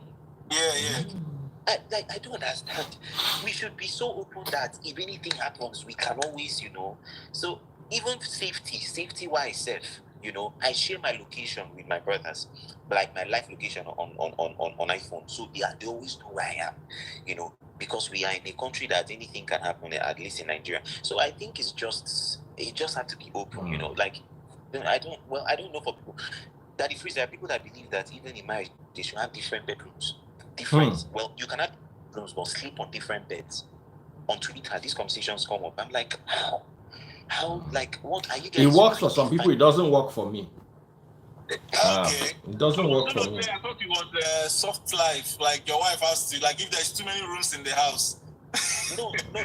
I understand the one of having 2 rooms, like having her own room in terms of maybe her properties there, Can't you guys build a room big enough and she has a walk-in closet that is as big as a room inside your room, and you also have your own walk-in closet? I don't know. Some people might be snoring. Some people might be because you will learn how to live with it. You have to learn how to live with it, and the ones you cannot tolerate, work on it together. You don't like snoring, work on it. Help the person. If it is exercise they need to do, some people snore, some people fart, and it might be uncomfortable, but you have to work with the person. First of all, register your disappointment. I don't like the fact that you snore or you fart in your sleep. Okay, what can we do? It is when that person is now unwilling to do anything, that's when you can now say, you know what, I cannot live with this. You understand what I'm saying? That intimacy of sleeping on the same bed alone is important. Your wife to keep her head on your shoulder. It is important for the well-being of that marriage union. It is very important. Yes, like Solomon said, you can have 2 different rooms so your wife can have where to keep her stuff. That second room must never have a bed. Make sure that second room. Somebody said, what if they have different schedules? I don't understand. I don't understand too. You see, let money. Somebody has to cave in for somebody else. My schedule is crazy and my wife's schedule is crazy. We find a way of working it out. It's not easy, but let me tell you, the moments I value the most in my life are when me and my wife are watching that 2 hours or 1 hour 30 minutes every night that we sit up and we watch Netflix. Every single night we watch Netflix together is the highlight of my day. Me, I'll be there sipping pepper soup. Sometimes she'll join me, sometimes she'll say no, that she doesn't want to be eating late, blah blah blah. I might have a beer beside me or a drink or some water sometimes, depending on my mood at the moment. And that to me, sometimes I will sleep off. Sometimes she will sleep off. I'll watch a bit of the movie more, then I'll wake up, we go inside the room. Sometimes she would be awake and then watch me, and maybe I'll now be fighting her, why didn't you wake me up? Or sometimes when I'm really tired, I'll fight her, why did you wake me? You should have let me sleep, and then we go in together. That's the highlight. That is marriage, when you do things together. If you take me abroad, for instance, without my wife, I will be like a fish out of water. I don't know how you guys do it. Maybe it works for the dynamics of your relationship. Maybe you guys are used to being single inside marriage. Solomon, there are people who are single but they are single inside marriage. Marriage, yeah. You understand? I know how maybe it works for you, but I can't understand how it works, how it will work for me. I understand more of how me and my wife work together. You understand? A trip with her is a trip of rest. A trip without her, I'll be on the phone with her now. What's going on? How's every? I will just be lonely, alone. I'm not used to it, and I don't like it, and I don't try to like it. So, my advice to couples, unless you are with a toxic partner and you're already tired of the marriage, make sure you will sleep together on the same bed. Make sure people do activities together. The other day, my wife went to do her nails and her hair for this trip. I dropped her off. Normally, I just drop her at the salon and go and just while away 2 hours and then come back. This particular time, I say, you know what? I'm going to sit down with you in the salon. They will do my own nails too. So they did pedicure from, they see my hand, they injured me. I don't know. You know, I have a problem with ingrown nails. You can see. So they didn't cut my nail well. These things been paining me since then. But they did my toes very well. You know, I sat down, had my toes done. You know, it was a nice experience. You know, I didn't know that they will massage your feet, you will sleep off. I've slept off. She was now recording me and showing the kids at home how useless I am as somebody that's getting old and they cannot massage his feet for 2 minutes, he will sleep. You know, so there's a lot of beauty in doing things together. And then when you have a family, you also do things with your kids. Every now and then I just jack all the children up. We just go for a weekend getaway in a hotel, so they don't have to make bed, sweep floor, they don't have to warm food or cook food. We just go to a different restaurant every night. This last one, things were so expensive, so we didn't have that.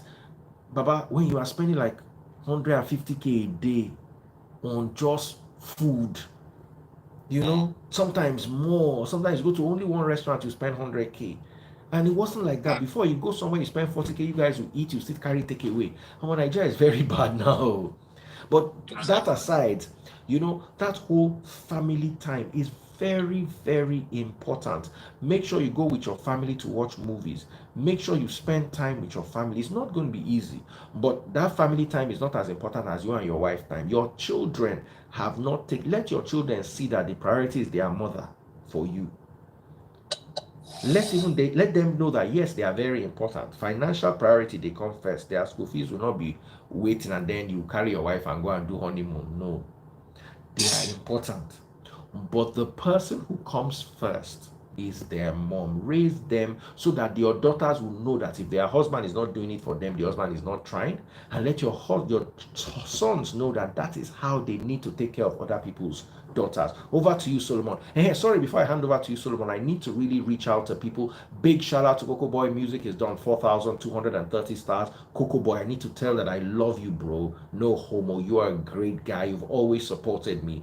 Thank you, Coco Boy. You're still leading #1. But Kim Eyakimioni, I love that name, Eyakimioni. It sounds like a designer, like a foreign designer. Eyaki. Imagine.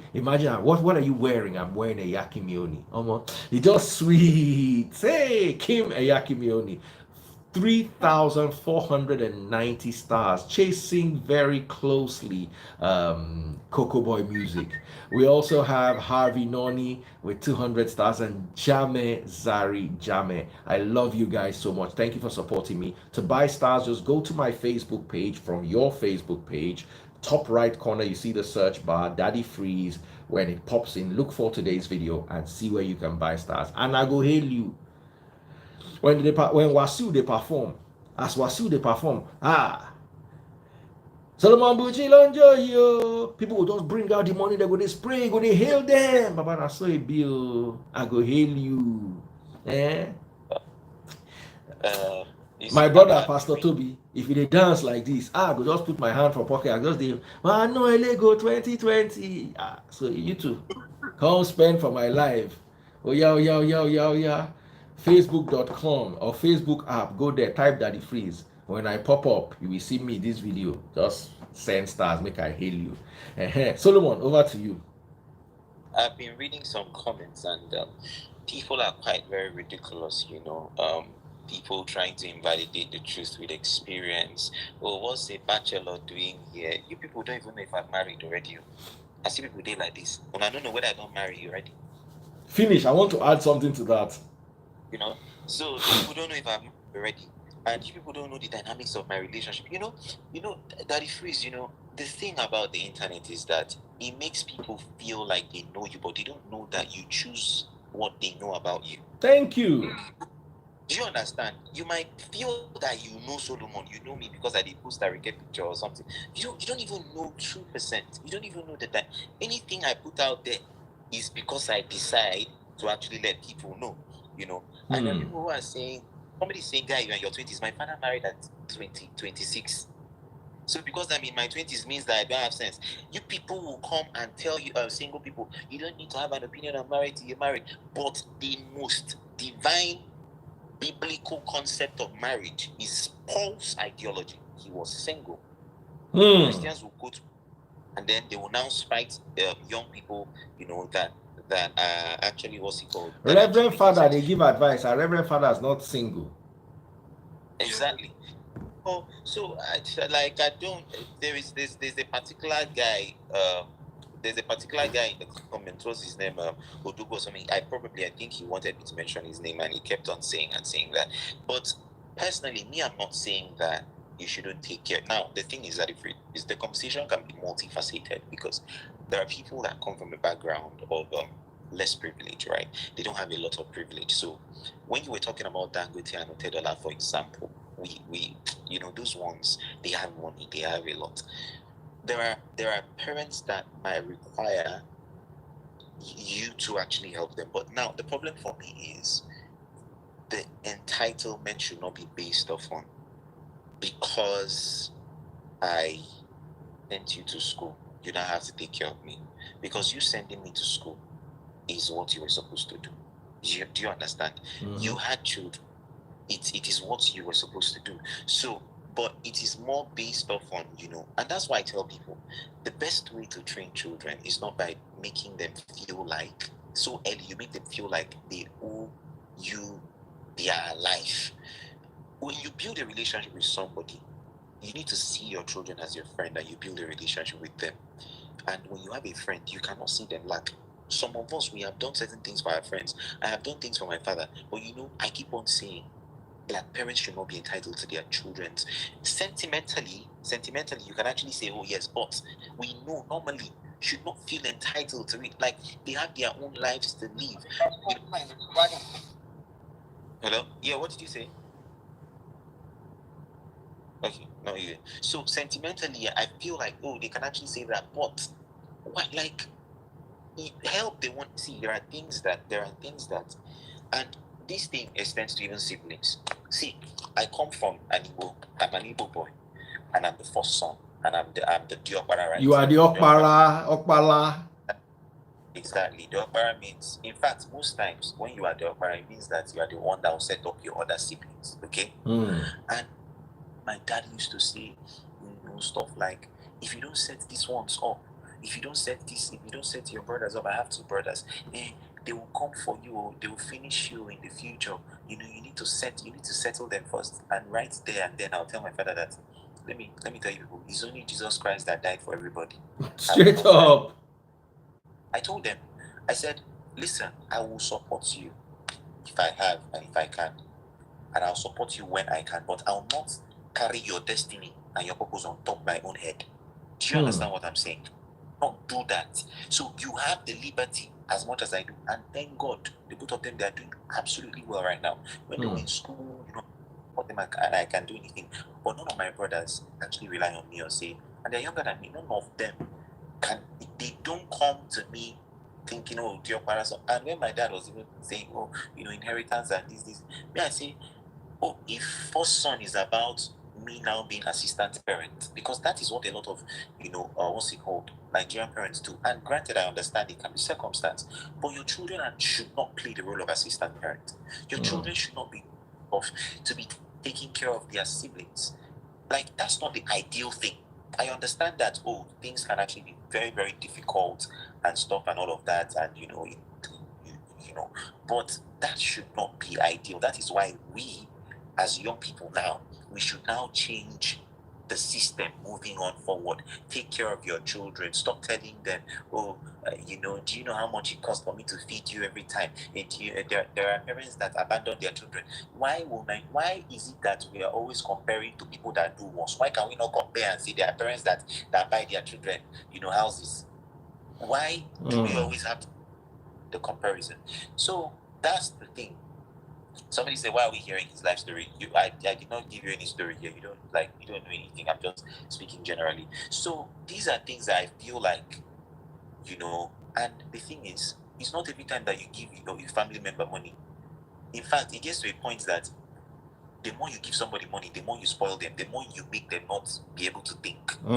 So they be able to, tell them, oh, you need 5K, okay, or you need 50K. What do you need 50K for? Oh, you want. At some point, you teach them how to fish. If they don't want to learn how to fish, that's their business. They can now become useless by themselves. It's just the fact. It's just true. It's just that we will have more patience with family, obviously, again, because there is blood and everything. But you cannot run yourself down. But at the first, there are men, Igbo men. I want to believe that this my brother is an Igbo guy because there are men that. It's one for my brother. that now there are men that are in 30s, 35. That is the reason that they are so poor, because they have lived all their lives to build their siblings, trying to do things for their siblings about their lives. It's not meant to be, and our parents will say, "Yeah, the first child. Now am I the one that made myself first out? Did I cause it? I'll support, I'll give. My dad's birthday, was it this year? We did something really marvelous for him. We came. He did not force us. He did not tell us. You don't see when somebody loves you. You don't need to make them feel entitled. You don't need to bring entitlement for them to help you. In fact, the entitlement itself will even repel them the more. We did something right. He was like, oh, this thing really touched me because from where I come from, and everything, I never thought that this was going to happen. So I just think that parents should just focus, train your children, do everything you need to do for them. Have your own plan that it frees. You cannot tell if your children will do you proud. That's just fact. In this life, your children cannot be your source of happiness. It should not be actually. It's hard. But it should. Your child can wake up tomorrow and say, I want to be this. And it is something that in your wildest dream you never thought that they were going to be. What will you do? You will not kill them. You won't do anything. So the person for me in marriage or in the family is you and your wife, like you said, me, my wife. Children come and go. You train them, they go and build their own, family too.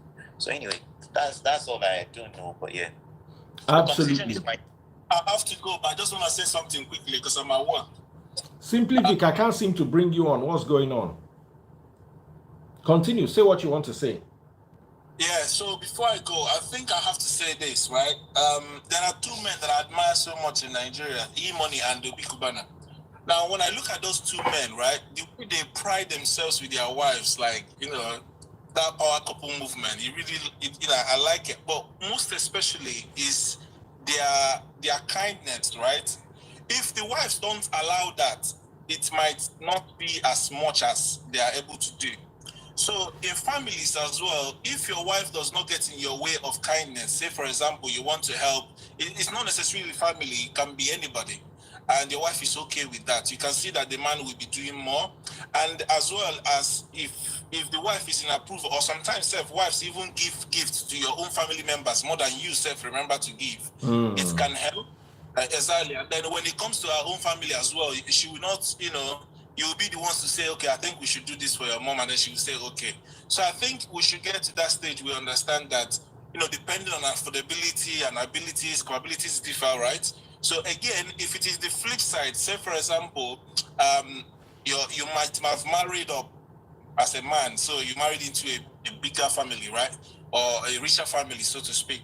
And then you find out that your in-laws don't ask of you, but your own mom asks of you.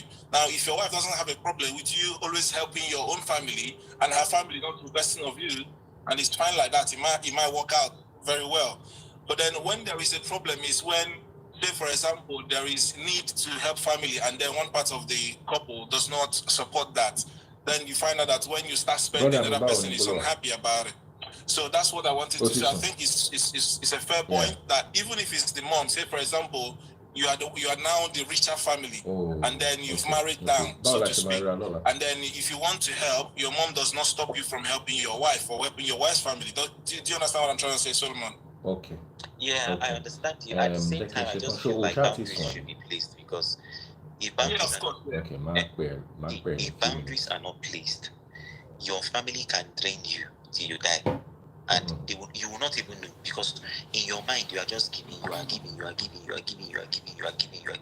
And it's when family drains you, it's more draining than when it's a stranger, because it's actually so, I don't even know how to put it, because so what I'm saying in essence is that I understand the concept of when you marry into a family, you are marrying the family, but the family's problem, their whole problem is not yours to solve. So if my wife is very well to do, more than I am, right? And I'm just using myself as an example, and then my families, they're not well to do and everything, and and then they are trying to push the agenda of, they want my wife to now save them. I will try to actually shield her. Obviously, she can render help, but the thing about human beings is that when they know that they can always run to you, they will always run to you forever. But sometimes you need to shake. Sometimes when they come, you need to say, "So I don't have, they even 5 naira no dey, 5K I no get." In fact, as before you called me right now, I called somebody to borrow 500 naira. So say that to them, they will know that, okay, this person is not very, very reliant. Do you understand? They'll start thinking. But when you open your family to a lot of financial demands, from family, and I want to carry it in your head. See, I was speaking to a financial coach, and she said something to me. She said, even Bill Gates, that has been fighting poverty in the world, has not finished, cannot make everybody rich. He cannot fight poverty. Bill Gates is one of the richest. She is the rich. How much more you? That's probably you. Even some of us till we die, we probably might not be billionaires in dollars. Yes, and you want to solve all the problems of your family. Bill Gates has not even solved all the whole poverty problem in Africa. So my own is, give the one that you can give. And if you don't give that person, that's the thing. If you don't give somebody, the person will not die. There was somebody called me, one time, and was like, "Oh, they just sent me out of my house and everything, blah blah blah blah blah blah blah, and my wife is and everything." I had so much compassion for the person, but I know get. And as I know get, the person did not die. The person did not sleep under the bridge. Somehow, something came out for them. So I just think that it requires some boundaries. Obviously, with family, with in-laws, you need to be very careful. But at the same time, it's not me that should handle my in-law. It should be her wife. Yes. And it should be. Do you understand? So it's her wife that is handling her people, and then it is me that I'm handling my people, so that it doesn't now become a tussle. Yeah. So let me just say something to what you just said. So the way it works, you are two families, man, woman. So anybody from your family should not have your wife's number to just call directly and make requests. Everything should come to you, and then you are supposed to decide as a family what to help. And as well as any request from her cannot just come bang on to me. You have to come. So that's how my own family run, right? I've made it in such a way that if you're from my side, any request comes to me. As if you're talking to me, you're talking to my wife. If I say no, it's no. If I say yes, it's yes. Then if her family wants to make a request of us, they speak to her, and then she communicates to me, and what we could do, we will do. But then there must be that agreement between the two of us on every kindness or whatever we want to do. So that's how it should be. So no party should be talking to or jumping the hierarchy, if that makes sense. Otherwise, it becomes abuse. I hear what you say, but let me say something. And I learned this thing from somebody. Even if, let's say, in a family right now, let's say me and my wife, for example, and I want to, if you want to send money, if I want to send money to my father, I'll send it through my wife. If my wife wants to send money if I want to send money to my wife's mother, I'll send it through my wife. I don't know how I'm going to put it, but basically, in the way that it will not be Okay. I think the word is, if my wife wants to send money to my dad, she will send it through. How I'm actually mixing the things up, sha. But basically, it is just to establish that there is a sense of care, even if the money is coming from me, but it will go as if it's going through my wife, so that balance and care. Because if you are taking care of your own people, if you are every time you're the one sending the money, even if your wife is aware, she doesn't support it, your people will think about it as every time is this woman does not even care about me. Exactly. So what I was trying to say is, if my wife wants to help my people, I'll send the money to her. She's the one that will send the money to them, my people. Do you understand? So that it gives a sense of, oh, she actually cares. Because if you are the one that is always sending, even if your wife is the one controlling and saying, oh, no problem, you can send, your people will think as if she doesn't care about us. But even if that money for the family is coming from you, nobody knows. I feel like it takes a lot of maturity, and it depends on the family, to be honest, to know how to run. As far as the two of you always agree on what to do for anybody, there are some things that we communicate with her, and she will say, "Don't do this. I think you're doing too much." And then there are so many things I will do, and she will be okay with it. At the end of the day, in your head, always know that a happy wife is a happy life, and I think that's the summary of my own perspective on marriage. Thank you, brother. Everything I have, she has 100% access to. And the way I see it is that she's the mother of my kids. So your kids are important to you. That's how your wife is. And they are under your protection. And also, my mom is under my protection and on my care. So I have to, make all of them understand that we are all one big family, and let the love flow. And, God being faithful, He will not shame us. He always provide for us. At the friends, I'm signing out. Thank you so much, which I appreciate. You're welcome, bro. Oderano, thank you so much. Before I bring anybody else, please, my stars, they ground. I don't explain, I'm tired.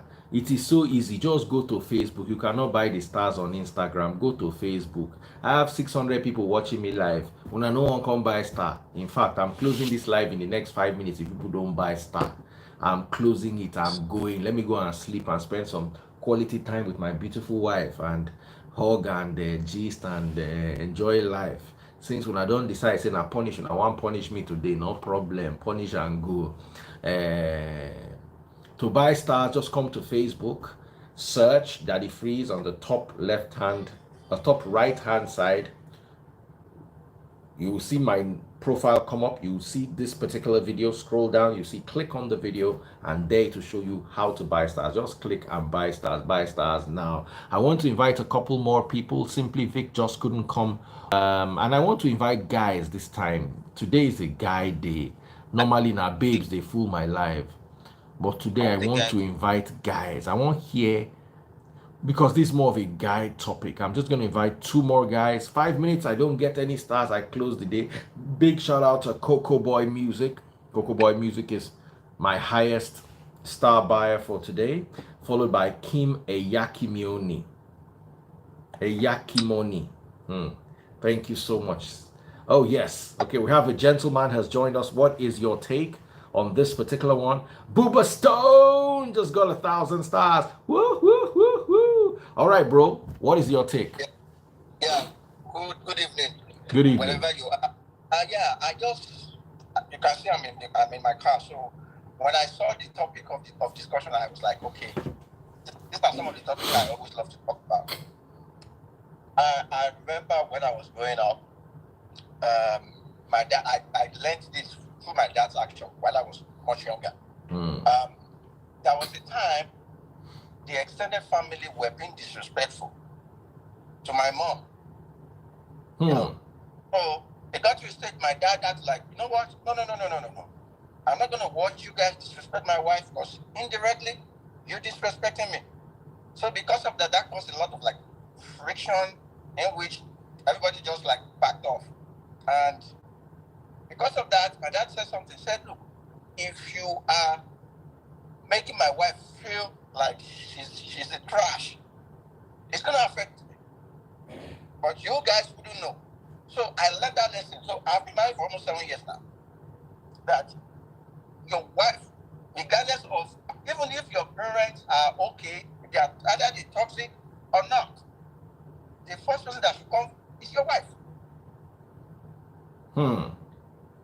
That's just the simple truth. You can accept it, or you can. Everybody's entitled to his or her own opinion. But from my own personal experience, your wife comes first because you are like a line of defense to that woman. If you that are supposed to be a line of defense fails in your responsibility, then that means the woman is susceptible to a lot of attacks here and there. So I understand that, okay, family is important. I value family. As a matter of fact, reduce your music, sir. Reduce your music, sir. I've left with music. Okay, all right. Okay, but when I see that a relationship, like the extended family relationship, is gonna cause toxic, in my family, I'd rather, you know what, like Solomon rightly said, there should be boundaries, set boundaries. There are certain lines that you should cross. Yeah. I tell you, my wife is listening. She just told me, she's listening. There are certain boundaries you should cross when it comes to my relationship. That's the same thing I do. I have a cousin that we are very, very close, but we do things in common before he got married. Immediately he got married, I just told him, look, okay, it's not going to be like it used to be before. Now that you are married, I have to respect that institution called marriage and then create boundaries. And he was like, but it doesn't change anything. Oh. You should sorry, my brother, you might not understand what I just said to you, but you should know when someone is communicating with you without opening their mouth, just their body language, you know what they say. And you know, so you understand what to do and what not to do. That's like setting boundaries. So because of that, if I want to do anything, my wife knows about it. Matter of fact, you were talking about phone. My wife has access to my phone. Knows my password. Sometimes I have like 3 or 4 accounts, ATM cards. Sometimes I give it, even sometimes money no dey inside the account. But guess what? He has access to everything. It's not that as a man, after God chooses us as umbrella. We are sort of like a covering for them. So if the umbrella is out, anything just and I tell you, as a man, if you want to enjoy your life, want to enjoy your marriage, let us make that woman happy. Right? Yeah. So I've seen a lot of marriage, but I'm in the gas right. I've seen marriages crash. Also, as a result of frustration. But no, most especially also from Sorry, network. The other guy that just joined, let's hear your view. Sorry, network is really bad. Let's hear your view. Hi, Daddy Priest. Hi, everybody. How you doing? We're good. You're last person, so let's just hear your view and end the live. Well, one thing that I want to say to everybody is that in as much as there are some certain formulas, some certain basic rules to marriage, I want people to realize that no two marriages are the same. No two marriages, no two relationships are the same. The fact that somebody does not allow communication from your in-laws with one person and it works for you does not necessarily mean it will work for everybody. You and your wife need to find the formula that works for you. And going back to the main topic of the day, who comes first, parents or the wife? I even tell my kids, I tell my kids that my wife is my number one in this world. Correct. You are secondary. Both parents and kids are secondary. I swear. Allah. Why do I say so? Simply because that is the one person in this world that you chose. Your parents were first on you. Your kids were first on you. The one person in this world that you chose with your own heart and mind is your wife. So she's number one. There's no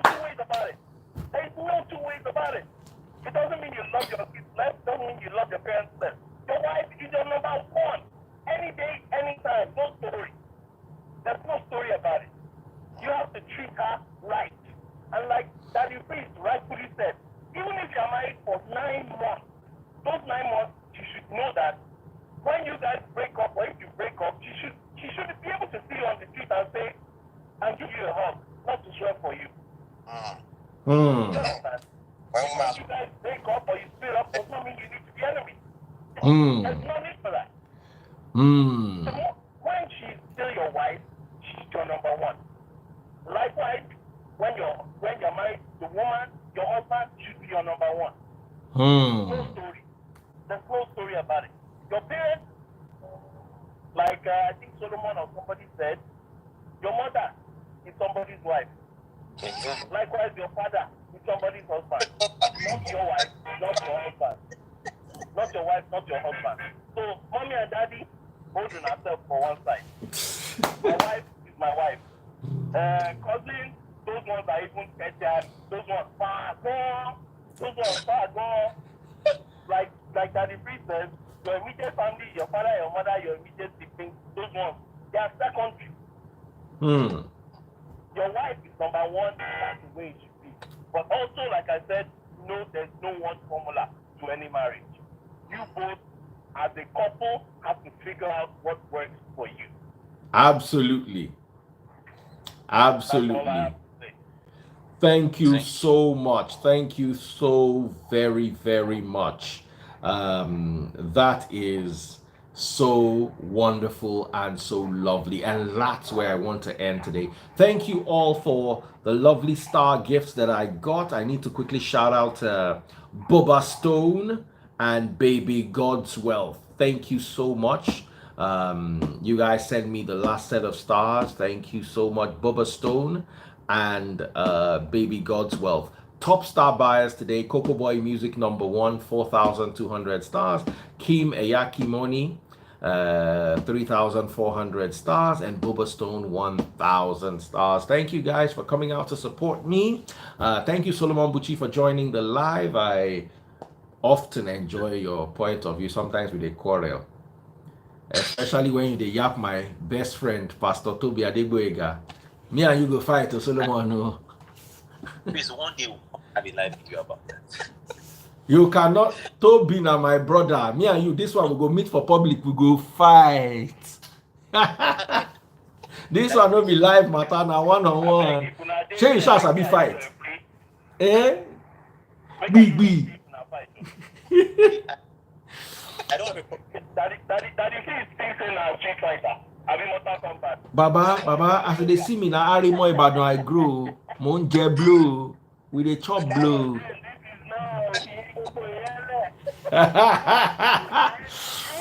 Anyway, thank you guys. Thank you guys for coming live. You're welcome. Thank you guys for coming live. I truly appreciate you guys, and it's always refreshing to have these conversations. Thank you. And talking of Pastor Toby Adegboyega, it was his birthday yesterday, 11/11. You know, he was supposed to have a big party, but he didn't because of the whole Davido scenario. It's sad. May none of us here ever experience what it feels like to lose a child. It's the most devastating news ever.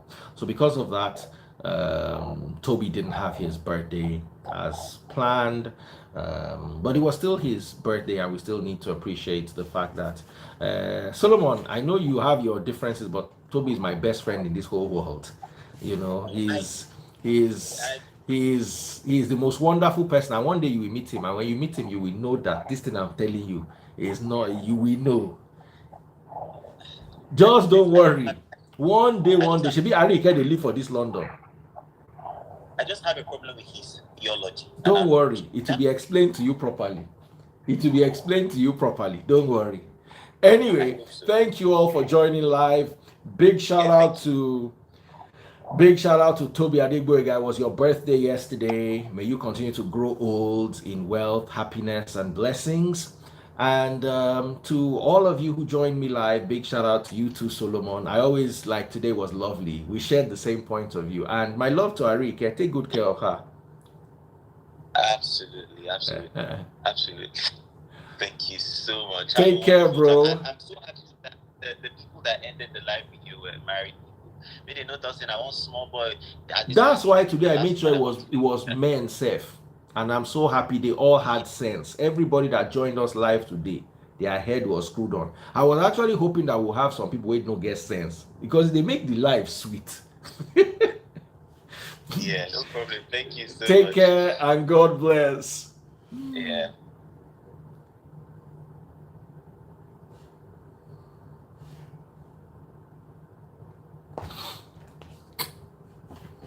I had people on my live today.